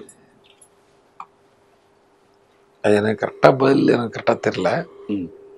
அது தெரில, ரொம்ப ரொம்ப கஷ்டமான கேள்வியாக இருக்கு. அதுக்கப்புறம் இப்போ ரெகுலராக என்னையும் புது புது டேரக்டர் வந்துட்டு தான் இருக்காங்க. இன்றைக்கும் எனக்கு இது 100% எனக்கு அக்செப்ட் பண்ணவும் முடியல. ஏன்னா இன்றைக்கும் வந்து புது புது டேரக்டர் தான் நல்ல நல்ல படங்கள் எடுத்துருக்காங்க. ஒரு அயோத்தியா இருக்கட்டும், எனக்கு அவ்வளோதான். அது ஒரு எந்த டேரக்டரோட அசிஸ்டன்ட் யாருன்றதுலாம் அவ்வளோ நமக்கு தெரியல, நமக்கு அது ஒன்று. அதனால எனக்கு, ஏன்னா முன்னாடி நீங்கள் சொன்ன அந்த நேம் எல்லாம் வந்து அப்படி இருக்கும். ஸோ அவங்க அசிஸ்டன்ட் ஒருத்தர் வர்றாருன்னா அதுவே ஒரு பெரிய பப்ளிசிட்டியாக மாறும். இன்னைக்கு அந்த மாதிரி எதுவும் பெருசாக இவரோட அசிஸ்டன்ட் அவரோட அசிஸ்டன்ட் இவருன்ற மாதிரி நிறைய விஷயங்கள் வரமாட்டேங்குது. ஒருவேளை நம்ம அதை அனலைஸ் பண்ணால் உள்ளே போய் பார்த்தா நீங்கள் யார்கிட்ட ஒர்க் பண்ணி கேட்டால் மேபி அவன் ஒரு அதாவது சூப்பர் அப்படின்னு நம்ம சொல்லலாம். அதனால எனக்கு அதுக்கு கரெக்டாக பதில் சொல்ல தெரியல வச்சுக்கலாம். சார், நம்ம இந்த துறையில ஒரு அங்கீகாரத்தை நோக்கி தான் நம்ம பயணப்படுறோம். நீங்க கேபி சார்ட்ட, செந்தில்நாதன் சாருக்கு அப்புறம் கேபி சார்ட்ட ஒர்க் பண்ணீங்க, அசிஸ்டண்டா இருந்து தொழில் கற்றுக்கிட்டீங்க. அப்படி இருக்கும்போது பாலச்சந்திரன் உதவியாளராக இருந்த நீங்க பாலச்சந்தர் தயாரிப்பில்னு 2 படம் பண்ணீங்க. அதை எப்படி பாக்குறீங்க? பயங்கர கேபி சார் கவிதாலயால படம் பண்றதே ஒரு பெருமையான விஷயம். அது நான் அங்கேயே ஒர்க் பண்ணிட்டு அங்கேயே படம் பண்றதெல்லாம் வந்து ஒரு மிகப்பெரிய ஒரு வாய்ப்பு. வரப்பிரசாதம். இதுல வேற டேரக்டர் வேற கதை சொல்ல வச்சுட்டாங்க மேடம். வேணாம் மேடம், ஒற்றுமை மேடம், சும்மா பாருங்க சொல்லுங்க அப்படி உட்காந்துட்டு கதை சொல்றதுன்றதே ஒரு பயங்கரமான ஒரு சேலஞ்ச். அவர்கிட்ட சொன்னேன் ஒரு கொஞ்ச நேரம், முடிஞ்ச அளவுக்கு தம் கட்டினேன். அவரும் வந்து அப்படியே கேட்டு பயங்கரமா கேட்டு ப்ரெஷர் போட்டு கேட்டுருலாம் நினைக்கல. அவர் ஒரு அந்த கன்சர்னோட ஒரு டைரக்டரா வந்து அவர்கிட்ட ஒரு இன்ட்ராக்ஷன் ஒன்று தான் நினைச்சிருக்கேன். ஸோ நான் சொன்ன உடனே அடுத்து வாட் டெக்ஸ்ட் வாட் கேட்டுறாரு. ஓரளவுக்கு சொன்னேன், அதில் அவருக்கு புரிஞ்சிருச்சு இவனால இவ்வளோதான் சொல்ல முடியுதுன்னு. ஒரே ஒரு ஐடியா தான் சொன்னார், உன்னோட படங்களில் வந்து லேடிஸ் அந்த ஹீரோயின் கேரக்டருக்கு வந்து ஒரு பார்ட்டிசிபேஷன் எண்டு வரைக்கும் கொண்டு போகிற மாதிரி பார்த்துக்கோப்பா அப்படின்னாரு. அது ஏன் எதுக்கு அவ்வளோ டீட்டெயிலாக கூட அவர் சொல்லலை, பார்த்துக்கோ அப்படின்னு. ஏன்னா அப்போ தானே ஒரு படம் பண்ணிட்டு வரோம். அப்போ நான் யோசிச்சு பார்த்தேன், கடைசியாக அதுக்கு முன்னாடி பண்ண படத்தில் கரெக்டாக பண்ணியிருக்கோமா நீ பண்ண மாதிரி தான் தெரிஞ்சுது. ஸோ அதுலேருந்து நான் வந்து அதை வந்து அந்த பாயிண்ட்டை எடுத்துக்கிட்டேன். நான் அதை எடுத்துக்கிட்டேன் அவர் சொன்ன அந்த விஷயத்த. ஸோ அது அவர் சொல்லும்போது தான் இன்னொரு விஷயம் எனக்கு ஞாபகம் வந்துச்சு. நம்ம பாக்யராஜ் சார் சொன்ன ஒரு விஷயம் என்கிட்ட டேரக்டாக சொல்லலை, அது இன்னொரு டேரக்டர்கிட்ட சொல்லியிருக்காரு. அவர் சொல்லி எனக்கு கேள்விப்பட்டேன். என்னென்னா, நீங்கள் ஒரு கதையை வந்து அவுட்லைனாக சொன்னீங்கன்னா அதில் அந்த ஹீரோயின் கேரக்டர் இருக்கணும் அந்த அவுட்லைனுக்குள்ளே அப்படின்னு சொன்னதா ஒரு தகவல். இது பயங்கரமான, அதாவது திருக்குறள்லாம் வந்து இவங்கெல்லாம் வந்து போகிற போக்கில் அடிச்சுட்டு ஒரு குறளை போட்டு போயிடுறாங்க, திருக்குறள் மாதிரி ஒரு நல்ல விஷயத்த அப்படின்னு. அது ஸோ அதெல்லாம் கம்பேர் பண்ணி பார்க்கும்போது okay. So ladies audience plus டம்மியா ஹீரோயின் இருக்க மாதிரி தெரியாது, கடைசி வரைக்கும் ஒரு இன்ட்ரெஸ்ட்டு. எப்போதுமே வந்து ரோட்டில் ஒரு ஆம்பளைக்கு பிரச்சனைனா 10 பேர் திரும்பி பார்த்தானா, பொம்பளைக்கு பிரச்சனைனா 1000 பேர் திரும்பி பார்ப்பா. அந்த விஷயம் இதெல்லாம் மைண்டுக்கு வருது. ஒரு ரோட்டில் ஒரு பொண்ணுக்கு ஒரு பிரச்சனைனா ஹெல்ப் பண்ணுறமோ இல்லை, திரும்பி பார்க்குறது மொத்த பேரும் திரும்ப வேண்டியிருக்கும். இதை ஒரு ஆம்பளை பேர் ஏதோ குடிச்சு சண்டை போடுறான்னு சொல்லி நிறைய பேர் பாஸ் ஆகி போயிட்டே இருப்போம். விஷயம் தெரிஞ்ச மட்டும் தான் 10 பேர் நிற்பான். இந்த மாதிரி ஒரு கருத்தெல்லாம் அவங்க மூலமாக நமக்கு வந்துச்சு. ஸோ அதை கனெக்ட் பண்ணி தான் நான் வந்து ஃபேமிலியே அதுக்காக எப்போ கடைசி வரைக்கும் இந்த ஒய்ஃப் கேரக்டர் ட்ரிஷா கேரக்டர் வந்து இந்த போனா கேரக்டர் வந்து அவருக்கு மோட்டிவேட் பண்ணுற மாதிரி ஏதாவது பண்ணணும். எங்ககிட்ட ஆல்ரெடி சில சீன் இருந்துச்சு, அதை வந்து வேற மாதிரி அவர் சொன்னதுக்கு ஏற்றபடி கன்வெர்ட் பண்ணிக்கிட்டோம். அதில் தான் அந்த ஃபேமிலி மெம்பர்ஸ் எல்லாம் கம்பல் பண்ணி நீங்கள் போயிடுங்க ஊரை விட்டுமாங்க, இவங்க வந்து அவர் யாரும் டிஸ்டர்ப் பண்ணாதீங்க, எல்லாம் கெட் அவுட், எனக்கு அவர் மேலே நம்பிக்கை இருக்குன்னு சொல்லி ஒரு மோட்டிவேட் பேசுவோம். அதெல்லாம் வந்து சீனாக இருந்தால் கூட இதெல்லாம் மைண்டில் வச்சு அதை நல்லா எலிவேட் பண்ணி அந்த ஹீரோயினுக்கு இம்பார்ட்டன்ட் அப்படி கொடுத்துட்டோம் நாங்கள். அதே மாதிரி உங்களை கேபி சார்ட்ட கூட்டு போனது சரண் சொல்லி சொன்னீங்க. ஆமாம். ஸோ அவர் கூட 3 படம் ஒர்க் பண்ணீங்க. ஸோ அவர் ப்ரொடக்ஷனில் 6, சூர்யா கூட ஃபர்ஸ்ட். அந்த ட்ரிகரிங் பாயிண்ட் ஏன்னா நீங்க சூர்யா சார்ட்ட கதை சொல்லும் போது நானும் இருந்தாங்க. ஆமா, அங்கே பக்கத்தில் ஆஃபீஸ் பக்கத்தில் ஒரு ஹோட்டலில் உட்காந்து பேசணும்ல. கரெக்ட். அது வந்து ரொம்ப கொஞ்சம் பயமாக இருந்துச்சு. ஏன்னா எல்லாம் அப்பதான் வந்திருக்கும் எல்லாம், அதுக்குள்ள ப்ரொடக்ஷன் போக வேண்டியிருக்கு. அவர் ப்ரொடக்ஷன் பண்ணாலும் நம்ம ப்ரொடக்ஷன் பண்ணாலும் ஒன்று தான், 2 பேருக்கும் ஒரே பெயினாக தான் இருக்க போகுது இல்லையா. நம்ம வெறும் டைரக்டர் தான், ப்ரொடியூசர் ஆச்சு அவராச்சும் நம்ம விட்டுட்டு போக முடியாது, அந்த மாதிரி ஆயிடுதுல. அப்போ ஒரு படம் முன்னாடியே ஜி சொன்னார், மாரி ஒரு படம் பண்ணணும், நீங்கள் தான் ஃபர்ஸ்ட் படம் பண்ணணும். நான் ப்ரொடக்ஷன் பண்ணும்போது ஜி இந்த ஒரு படம் முடிச்சிடறேன், நான் எல்லாருமே கொஞ்சம் ஸ்ட்ராங் ஆகிக்கலாம், ஃபினான்ஷியலாக ஸ்ட்ராங், அதுதான் சொன்னேன், ப்ராக்டிக்கலாக சொல்லிடுறேன். என்ன இப்போ ஃபினான்ஷியலாக கொஞ்சம் ஸ்ட்ராங் ஆகிக்கலாம், ஏன்னா இது நீங்கள் எடுத்தாலும் ஒன்று தான், நான் எடுத்தாலும் ஒன்று தான், ப்ரெஷர் கொஞ்சம் அதிகமாக இருக்கும். அப்போ கொஞ்சம் டென்ஷன் இல்லாமல் இருக்கணும்னா கொஞ்சம் எல்லாருமே கொஞ்சம் நீங்களும் கொஞ்சம் ஸ்ட்ராங் ஆகிக்கோங்க அப்படின்னு சொன்னேன். நீங்கள் எப்போ வேணாலும் பண்ணுங்கன்ற, அவருக்கு ஒன்றும் உடனே பண்ணுன்ற மாதிரிலாம் இல்லை. அதுக்கப்புறம் தான் நான் வந்து ஐயா முடிச்சுட்டு வந்து 6 பண்ணேன். பண்ணும்போது அந்த அந்த டென்ஷன் மட்டும் எனக்கு இருந்துச்சு, கரெக்டாக இதை கொண்டு போய் சேர்க்கணுமே, இந்த படம் எப்படியா ஓடணுன்ற டென்ஷன் அந்த படத்துக்கு நிறைய இருந்துச்சு எனக்கு. ஏன்னா ஒரு டைரக்டரு அவரு ஒரு சினிமாவிலேருந்து கஷ்டப்பட்டு வந்திருக்காரு, அவர் ஒரு ப்ரொடக்ஷன் பண்ணும்போது அது எப்படியாவது அந்த படம் வெற்றி ஆயிடுச்சுன்னா அவரும் தொடர்ந்து படம் எடுப்பார். ப்ளஸ் அவர் நம்மளால பாதிக்கப்பட்ட மாதிரி ஒரு இதுவாக அவரால் தான் நம்ம வந்தோம், நம்மளால அவர் கிடையாது, நம்மளால அவர் பாதிக்கப்படக்கூடாதுன்ற அந்த டென்ஷன் இருந்துச்சு. அப்புறம் அது நல்லபடியாக அது செட் ஆயிடுச்சு. செட் ஆனதுனால சந்தோஷமா இருந்துச்சு. சார், உங்களோட 17 படத்துல விக்ரம் கூட 3, சூர்யா கூட 5, விஷால் கூட 3வது.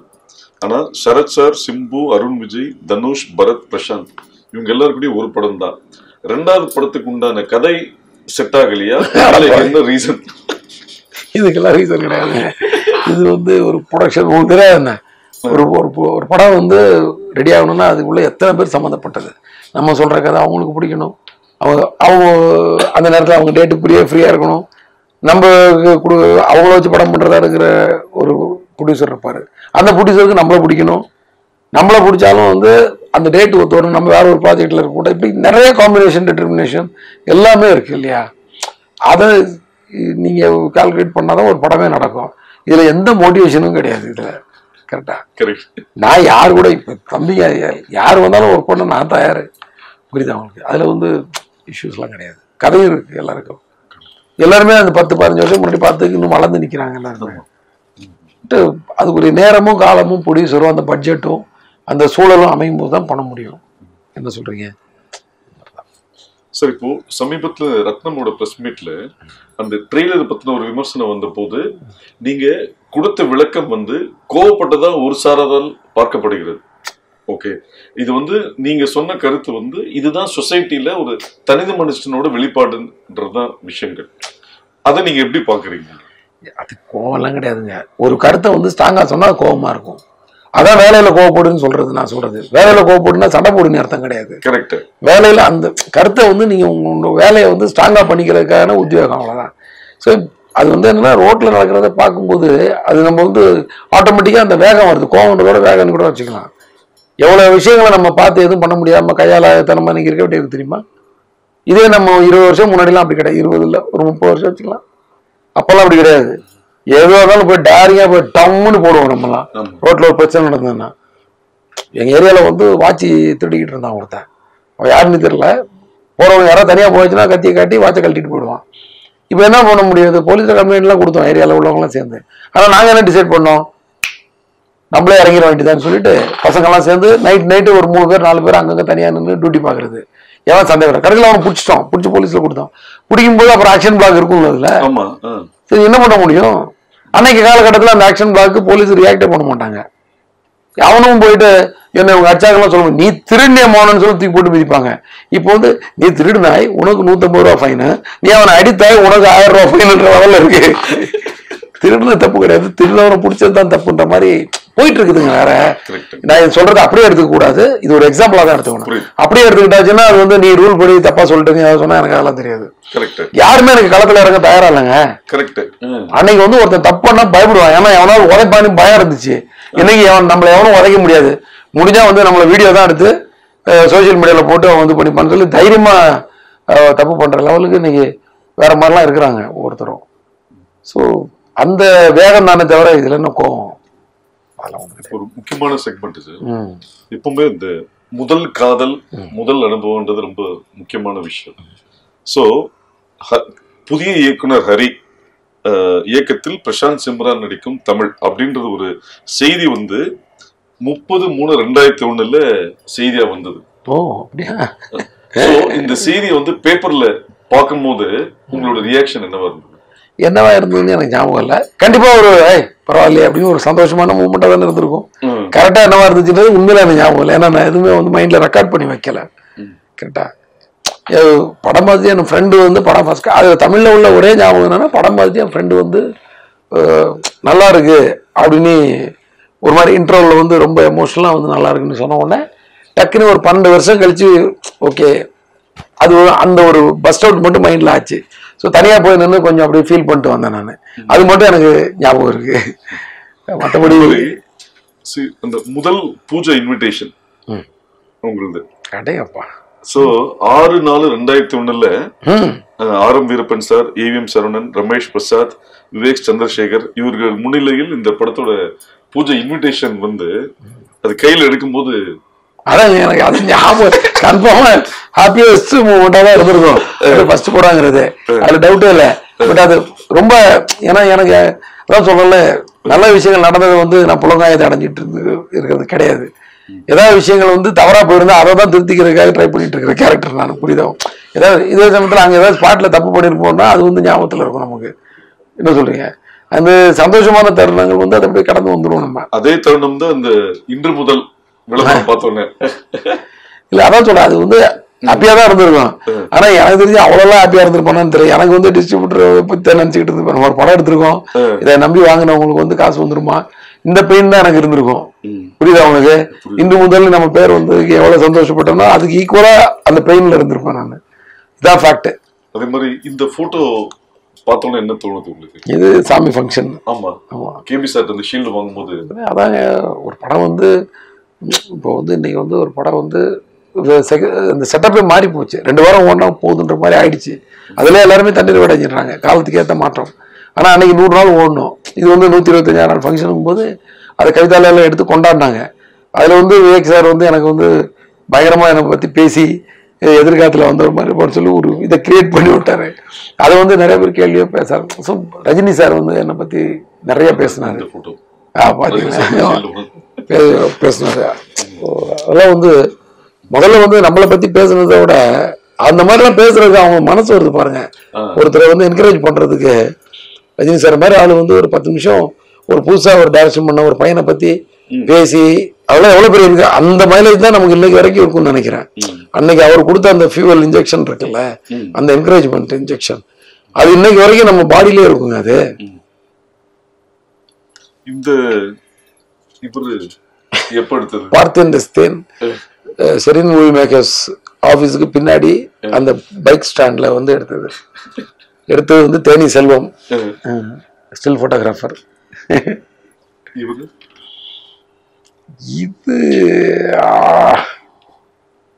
இது வந்து தமிழுக்கு அப்புறம் எப்போன்னு தெரியல எனக்கு, எப்போன்னு தெரியல சார். அது மாதிரி ஒரு ஒரு ஒரு பொதுவாக ஒரு விஷயம் சொல்லுவாங்க சார், அதாவது வீட்டுக்கும் வேலைக்கும் போகணும்னு இருக்கணும், ஏண்டா போகணும்னு இருக்கக்கூடாதுன்னு சொல்லுவாங்க. ஸோ வீட்டில் நிம்மதியாக இருந்தால் மட்டும்தான் வெளியில் சக்ஸஸாக இருக்க முடியும். ஸோ உங்களோட மேரேஜ் லவ் மேரேஜ் தெரியல ஒன்று இந்த நீங்களா வந்து அண்டர்லைன் பண்ணிடுங்களா? என் மேரேஜ் 3 பசங்க வளர்ந்து வெவ்வேறு ஸ்டேஜ்ல இருக்காங்க. இன்னமும் அதாவது ஒரு படம் முடிஞ்சோன்னா ஃபேமிலியோட டூர் போறது, இது போறது, ஒரு லவ்வபிளான ஃபேமிலியோட டிராவல் ஆகுறீங்க. அது ரொம்ப குடுப்பையான ஒரு விஷயம். ஸோ அந்த ஃபேமிலி சப்போர்ட் உங்களுக்கு எந்த அளவுக்கு சக்சஸ்ஃபுல்லா இருக்கு? அந்த சப்போர்ட் தான் நம்மளுடைய. இப்போ நேற்று வந்து நான் காலைல எப்போ வந்தனே யாருக்குமே தெரியாது, யாரையும் டிஸ்டர்ப் பண்ணல. அப்படியே கதவு தட்டினேன், திறந்தாங்க, உள்ள போய் அப்படியே போய் சைலண்டாக ஒரு ரூம்ல போய் செட்டில் ஆகிட்டேன். காலைல மெசேஜ் போட்டிருக்காங்க வேற யாரையும் இந்த ஹவுஸ்ன்னு சொல்லி. என் ஒய்ஃப் நான் மேலே போய் ஜிம் ரூம் திறந்து பார்த்து யாரும் டிஸ்டர்ப் பண்ண வேணான்ட்டு. ஏன்னா நான் வந்ததே காலையில் வந்து ஒரு 5:15 என்னமோ தான் வந்தேன். வந்துட்டு இப்போ போயிட்டு உடனே தூக்கமும் வராது எனக்கு. அதனால உட்காந்து நாளைக்கு ப்ரொமோஷனுக்காக ஊருக்கு போனோம். அந்த பேக்கிங் பண்ணுற வேலை எல்லா வேலையும் செஞ்சேன். அதில் 6 ஆயிடுச்சு. சரி 6 மணி ஆகி போச்சு. இப்போ நம்ம இப்படியே தூங்கி என்ன பண்ண போகிறோம், இன்னும் கொஞ்ச நேரம் முடிச்சிருந்தா ஒரு காஃபி சாப்பிட்லான்ட்டு கீழே போய் ஒரு காஃபியை சாப்பிட்டேன். அப்படியே வந்து சரி ஒரு டிஃபன் மாதிரி சாப்பிட்லான்னு சொல்லி என்ன ஃபுட்டு இருக்குன்னு பார்த்து அதையும் சாப்பிட்டேன். 6:45 தான் போய் படுத்தேன். படுக்கும்போது இவங்க வந்து எங்கேயாவது ஒரு இடத்துல தூங்கிட்டு இருப்பான்னு தெரியும். ஸோ இதுதான் பெரிய என்ன வந்த உடனே கூப்பிடல எது பண்ணல அது பண்ணல நம்மள அது மாதிரிலாம் கேட்க மாட்டாங்க. ஏதோ வந்தாச்சுன்றது மட்டும் அவங்களுக்கு வந்து தெரிஞ்சிடும்ல, கேட்டால் வந்துட்டாருன்னு சொல்லி. ஸோ ஏதோ ஒரு இடத்துல வந்து நான் முன்னாடி ஃப்ரண்ட் ரூமில் எங்கேயா போய் ஒரு சோஃபாவில் சுருண்டுப்பேன்.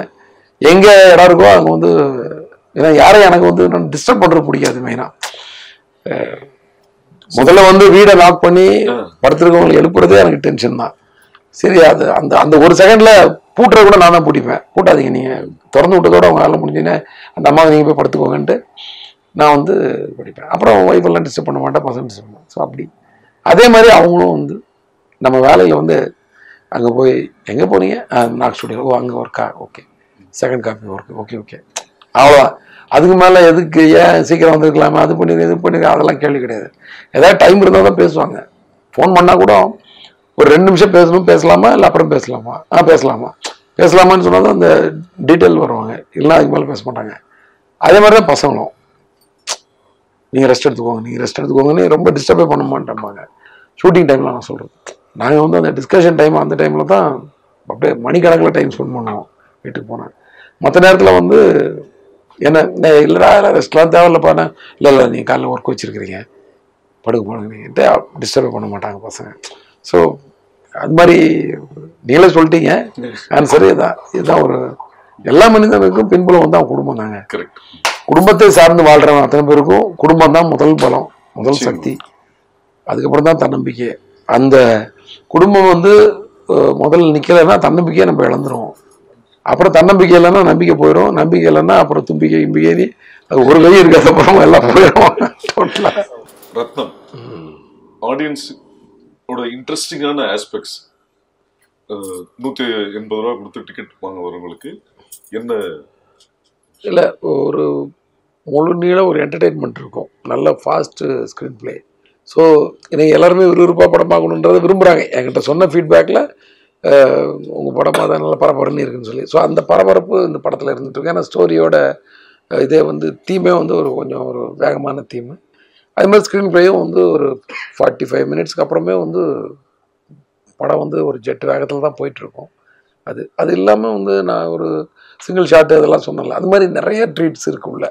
உள்ளே போனீங்கன்னா வந்து ஒரு இன்ட்ரெஸ்ட்டாக ஒரு மேக்கிங்கில் வந்து ஒரு இன்ட்ரெஸ்ட்டாக நல்ல கேமராமேன் சுகுமார் சார் பண்ணியிருக்கிறாரு, நல்ல மியூசிக் டைரக்டர் தேவி நல்ல சாங்ஸ் கொடுத்துருக்காரு, அண்டு சமுத்திரகனி, நம்ம யோகி பாபு, எங்கள் மாமா விஜயகுமார் சார், இது மாதிரி நிறைய ஆர்டிஸ்ட் இருக்காங்க உள்ள. எல்லோரும் நம்ம முரளி சர்மா வில்லனாக பண்ணியிருக்காரு. எல்லாம் ரொம்ப யதார்த்தமாக நடிச்சிருக்காங்க எல்லோரும். அந்த கேரக்டரே வந்து அப்படியே ஃபிட்டாக அந்த மாதிரி. ஹரிஷ் பேரடி, நம்ம முத்துக்குமார், அப்புறம் நிறைய ஆர்டிஸ்ட் இருக்காங்க, ஜெயபிரகாஷ் சார், ஜேபி சார், துளசி அம்மா, பிரியா பவானி சங்கர் தான் ஹீரோயின். அது தெரியுன்றதுனால, எல்லாருக்கும் தெரியுன்றதுனால சொல்லேன். ஸோ இந்த மாதிரி எல்லாருடைய எல்லாமே எப்படி இருக்குன்னா யதார்த்தமாக இருக்கும். இது எல்லாம் சொல்ல எல்லாருமே நல்ல ஆர்டிஸ்ட் தெரியும், எல்லாருடைய பர்ஃபார்மன்ஸும் யதார்த்தமாக இருக்கும். கௌதம் மேனன் சார் வந்து ஒரு கேமியோ தான், பட் அவர் தான் பண்ணணுங்கிறதுல என்கிட்ட கேட்பாங்கல்ல, இப்போ நீங்கள் ஒரு ஆர்டிஸ்ட்டுக்கு நீ கதை பண்ணுவீங்களான்னா உண்மையிலே வந்து அந்த சீன் அவருக்குன்னே பண்ண மாதிரி தான், அப்படியே துணியை மேலே போட்டு தைச்ச மாதிரி தான். அப்படி அவர் பண்ணால் நல்லா இருக்குன்றதுல அவ்வளோ ஸ்ட்ராங்காக இருந்தோம். அதுக்கு ஆல்டர்னேட்டே கிடையாதுன்ற மாதிரி. அதே மாதிரி விடிவி கணேஷ் அவரும் வந்து அந்த அந்த பர்டிகுலர் ஒர்க்கை அவர் பண்ணணும். இந்த மாதிரி எல்லாருமே வந்து யதார்த்தமாக பண்ண வச்சுருக்கோம். எல்லோரும் இன்ட்ரெஸ்டாக பண்ணி கொடுத்தாங்க. படத்துக்கு வந்து ரொம்ப சப்போர்ட்டு. ஸ்பாட்டில் வந்து ஹீரோ ரொம்ப சப்போர்ட் எங்களுக்கு. ரொம்ப விஷால் வந்து டைமிங் தானே, அவர் நல்லா நடிப்பார், நல்லா ஃபைட் பண்ணுவார், எல்லாமே நமக்கு தெரியும். ஆனால் டைமிங்க்கு வந்து ஒரு டைரக்டருக்கு வந்து அவரை வச்சு நல்லா எடுத்துடலான்ற நம்பிக்கை வந்துடும்ல, அதை வந்து பண்ணார். அதுதான் மிகப்பெரிய ஒரு அண்டு கதை மேலே ரொம்ப நம்பிக்கையாக இருந்தார். அதனால் ஒவ்வொரு சீனும் சார் அந்த சீன் அன்றைக்கி சூப்பர் சார், ஸ்ட்ராங்காக இருக்கும் சார் அப்படின்னு ஒரு மோட்டிவேட் பண்ணுறது, அதெல்லாம் தான் இன்ட்ரெஸ்ட்டாக அவர் பண்ணுறது தான் அந்த மாதிரி. ஸோ அந்த வகையில் இவ்வளோ விஷயங்கள் இருக்குது படத்தில். ஸோ வந்தீங்கன்னா என்னடா பண்ணியிருக்கீங்க அப்படின்னு சொல்லி எதிர்பார்த்து வந்தீங்கன்னா கன்ஃபார்மாக எங்களை நீங்கள் ஏதோ பண்ணியிருக்கோன்னு நினைப்பீங்க. அந்த நம்பிக்கை இருக்குது, அவ்வளோதான். சார் இப்போ சூர்யா சாரோட அந்த ஓங்கி அடிச்சா 110 வீட்டை சிங்கத்தை இங்கே பார்த்துருப்பீங்க அங்கே பார்த்துருப்பீங்கன்னு, அது எப்படி கன்சீவ் பண்ணீங்க? அது நீங்கள் அந்த டைலாக் 2 டைலாக் நீங்கள் சொல்லுங்கள். நான் சொல்லிட்டாலும் போங்க, அவர் சொன்ன டைலாக் அப்படியே எல்லாத்துக்குமே வந்து ஒரு ஓமே உருவகாணி இப்படிலாம் இருக்கும்ல, உருவப்படுத்தி எழுதுறது தானே விஷயத்தை. இப்படி இருந்தால் எப்படி இருக்கும்? சிங்கம் டைட்டில் வச்சிட்டோம். ஸோ சிங்கத்தை இப்படி தான் அது வந்து முதல்ல அது வந்து ஒரு புள்ளி விவரமாக மாறி, அப்புறம் அது அக்கௌண்ட்ஸாக மாறி, இப்படி மாறி தான் அந்த ஓங்கி அடித்தா 1.5 டன், சிங்கம் அடித்தா 1.5 டன் வெயிட்டுன்னு ஒரு குறிப்பு எடுத்து.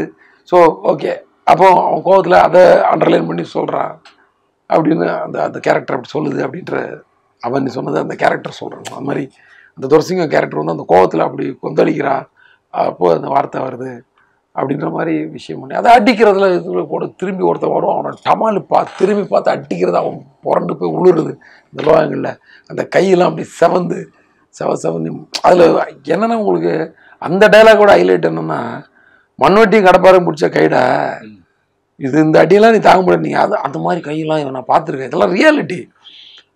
கலாபவன் மணி சார் கையை தொட்டு பார்த்துருக்கீங்களா? இரும்பு கை மாதிரி இருக்குங்க. ஏன்னா அவர் அவ்வளோ ஒர்க் பண்ணியிருக்காரு போல இருக்கு.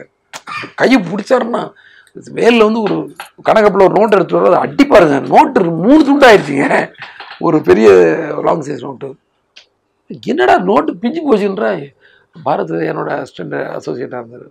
சார் என்ன சார் அவர் ஒரே அடி அடிச்சார், நோட்டை வந்து எங்கேயும் வச்சிடலாம் இல்லை, கையில் பிடிச்சி தான் டமால் அடிப்பார். நீ பவுடருக்கு பதிலாக பான்ஸ் பவுடர் வாங்கி கொடுத்த, பாஸ்பரஸுக்கு பதிலாக சொல்லி அடிப்பார்.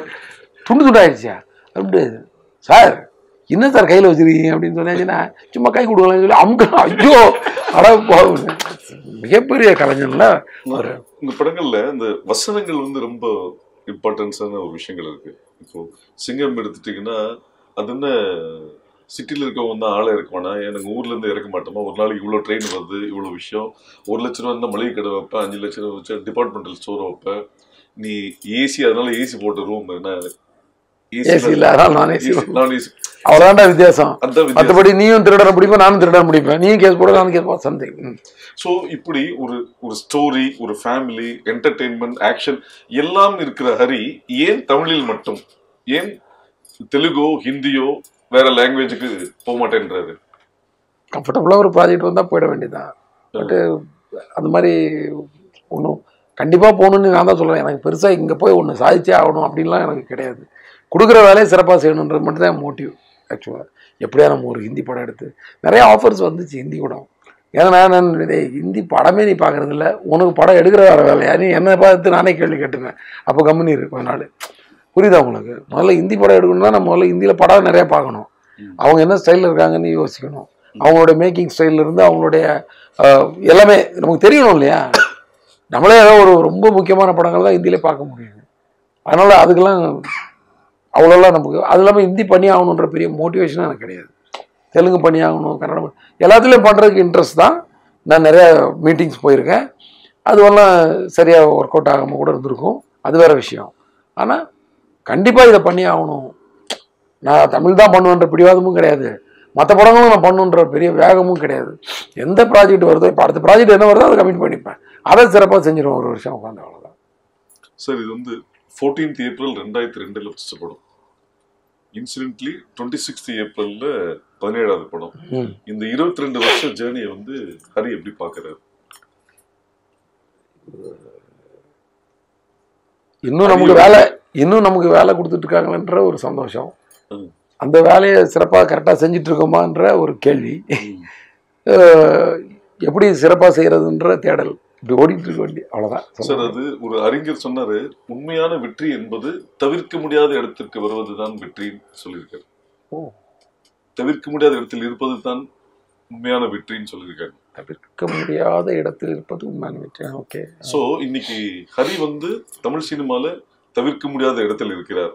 அவரு 17 படங்கள் என்பது எண்ணிக்கையில் கம்மி தான், ஆனா குவாலிட்டி அதிகம். ஏன்னா 22 வருஷத்துல ஒரு விஷயமும் பார்த்து செதுக்குறீங்க. விரைவில் நீங்கள் அடுத்தடுத்த லாங்குவேஜும் அடுத்தடுத்த படமும் பண்ண வாழ்த்துக்கள். அது ஓகே. தவிர்க்க முடியாத இடத்துல நல்லா இல்லைங்க, தவிர்க்க முடியாத இடம்ன்றதெல்லாம் வந்து அது 5 வருஷத்துக்கு ஒன்று மாறிக்கிட்டே இருக்கும். ஒவ்வொரு டைரக்டர் வந்து சக்ஸஸ் பண்ணுவாங்க, அப்போ அடுத்தடுத்தவங்க வந்து தவிர்க்க முடியாத இடத்துக்கு போவாங்க. எல்லா ஆர்டிஸ்ட் அவங்ககிட்ட படம் பண்ணணும்னு ஆசைப்படுவாங்க. இப்போல்லாம் நம்மகிட்ட எல்லாரெல்லாம் படம் பண்ணணும்னு ஆசைப்பட மாட்டாங்க. அதே மாரி ஒரு படம் வரும், அதை நம்ம செஞ்சுக்கலாம், அப்படிதான். இப்போ இன்னைக்கு கரண்ட்ல படங்கள் பண்ணி யாரு நல்ல லைம் லைட்ல இருக்காங்களோ அந்த 4-5 டைரக்டர்ஸுக்கு தான் அந்த இடம் இருக்கும். அதனால நான்லாம் கிடையாது, அது நான் வந்து உண்மையதான் சொல்றேன். என்னுடைய ப்ரெசன்ஸ் கூட அந்த மாதிரி இருந்திருக்கும் ஒரு இடத்துல. ஒரு காலகட்டத்தில். அந்த நேரத்தில் வந்து நிறைய டைரக்டர்ஸ், நிறைய ப்ரொடியூசர்ஸ், நிறைய ஹீரோஸ் வந்து இவர் கூட படம் பண்ணி நிறைய பேர் அப்ரோச் பண்ணியிருப்பாங்க. அந்த நேரத்தில் அது வந்து தவிர்க்க முடியாத அந்த ஒரு 5-6 பேர் 7 பேர் 8 பேரில் நானும் இருந்திருக்கலாம். ஆனால் இப்போ அந்த இடத்துல நான் கிடையாது. இப்போ நான் எனக்கும் வேலை கிடைக்குது. எனக்கு வந்து சரி இந்த படம் கொடுத்தா ஒரு ஹார்ட் ஒர்க் பண்ணி கரெக்டாக எடுத்து கொடுத்துருவாங்க சொன்ன டைம்லன்ற ப்ரொடியூசரோட நம்பிக்கை. ஹீரோஸ் வந்து சரி இவர்கிட்ட போனால் அது டைமிங்கில் தான் ரொம்ப டார்ச்சர்னு கேள்விப்பட்டிருக்கோம், மற்றபடி கொஞ்சம் கரெக்டாக தான் பண்ணுவார் போல இருக்கு, போகலான்ற நம்பிக்கையில் வரலாம் மேபி. அப்படி அவ்வளோதானே தவிர தவிர்க்க முடியாத இடம்லாம் வந்து வேறு டேரக்டர்ஸ் கிட்ட இருக்குது. அவங்க பேர்லாம் நான் சொல்லணுமா? எல்லாம் நம்ம நண்பர்கள் தான் எல்லாரும். ஸோ வாழ்க்கையில் வந்து வார்த்தைகள் ரொம்ப முக்கியம், கமிட்மெண்ட் ரொம்ப முக்கியம்னு சொல்லுவாங்க. ஸோ அது மாதிரி நீங்கள் உங்களை வச்சு படம் எடுத்த நிறைய ப்ரொடியூசர் சொல்கிற ஒரு விஷயம் என்னென்னா, அவர் வந்து பணம் கேட்க மாட்டார். ஒரு விஷயம் நம்ம கொடுக்குறேன்னு சொல்லிட்டேன்னா, கொடுக்கலனா தான் நீ சொன்ன ஏன் கொடுக்கலன்னு கேட்பாரு தவிர மற்றபடி ஏன் கொடுக்கல, இந்த பெண்டிங் இருக்க அப்படின்றது சொல்ல மாட்டாருவாங்க. அந்த கமிட்மெண்ட் தான் உங்களோட படத்தோட கேரக்டர்ஸ்லையுமே நிறைய இடத்துல ரிஃப்ளெக்ட் ஆகுது, அந்த வார்த்தைகள் அவர் சொன்ன ஒரு விஷயம். இது உங்களோட நேச்சரா இல்லை இது நீங்களே அப்டேட் பண்ணிக்கிட்ட விஷயமா? நேச்சரா என்னன்னு எனக்கு தெரியல. மேபி நம்ம ப்ரொடியூசர் தானே, எங்கே போயிட போகிறாங்க, சினிமாவுக்கு வந்து நம்ம என்ன கவர்லேயே கொடுக்குறாங்க, நல்ல சந்தோஷமாக தானே காசு கொடுக்குறாங்க, என்ன சொல்கிறீங்க? ஓகே, ரொம்ப ப்ரெஷர் போட்டுக்க தேவையில்ல. நமக்கு இன்னொரு சம்பளம் ஊதியம் கொடுக்குறாங்க, நம்ம வந்து ஒரு வேலை செய்கிறோம், அதை போட்டு ப்ரெஷர் பண்ணிட்டு இருக்கோம். அரிசி மூட்டை குறைஞ்சாதாங்க பரபரப்பாகணும் வீட்டில். அரிசி இல்லைனா தான் நீங்கள் டென்ஷன் ஆகி கடைக்கு போகணும். அந்த நேரத்தில் நீங்கள் காசு எங்கே இருக்குது, 1 கிலோ அரிசி வாங்குறதுக்கு 50 ரூபா இல்லைன்னு. மற்ற நேரத்தில் நீங்கள் கூலாக இருக்கலாங்க, ஒன்றும் அவசரம் கிடையாது, எங்கேயும் போயிடாது. எல்லா காசும் இண்டஸ்ட்ரிக்குள்ளே நம்ம ப்ரொடியூசர்கிட்ட, நம்ம ஃபினான்சியர்ஸ்கிட்ட, நம்ம டிஸ்ட்ரிபியூட்டர்கிட்ட, நம்ம தேட்டருக்காரங்கிட்ட, அப்படியே நம்ம மக்கள்கிட்ட தான் இருக்குது எல்லாமே. எல்லாம் ஒரு ரொட்டேஷன் தான். என்ன சொல்கிறீங்க? நமக்கு ஒரு 100 பேர் சேர்ந்து காசு போட்டு நமக்கு சம்பளமாக கொடுப்பாங்க, நம்ம படங்களை பார்த்து நம்ம ஒரு எங்கேயோ கொடுப்போம். இப்படி வந்து அது ரொட்டேஷன். இந்த காசுக்காகலாம் கடந்து போராடிட்டு இருக்கிறதுலாம் தேவையில்லை. அது ஆட்டோமேட்டிக்காக நடக்கும். அது நீங்கள் உங்கள் வேலையை மட்டும் பாருங்கள், ஆட்டோமேட்டிக்காக நடக்கும். தேங்க்யூ. நன்றி. நன்றி.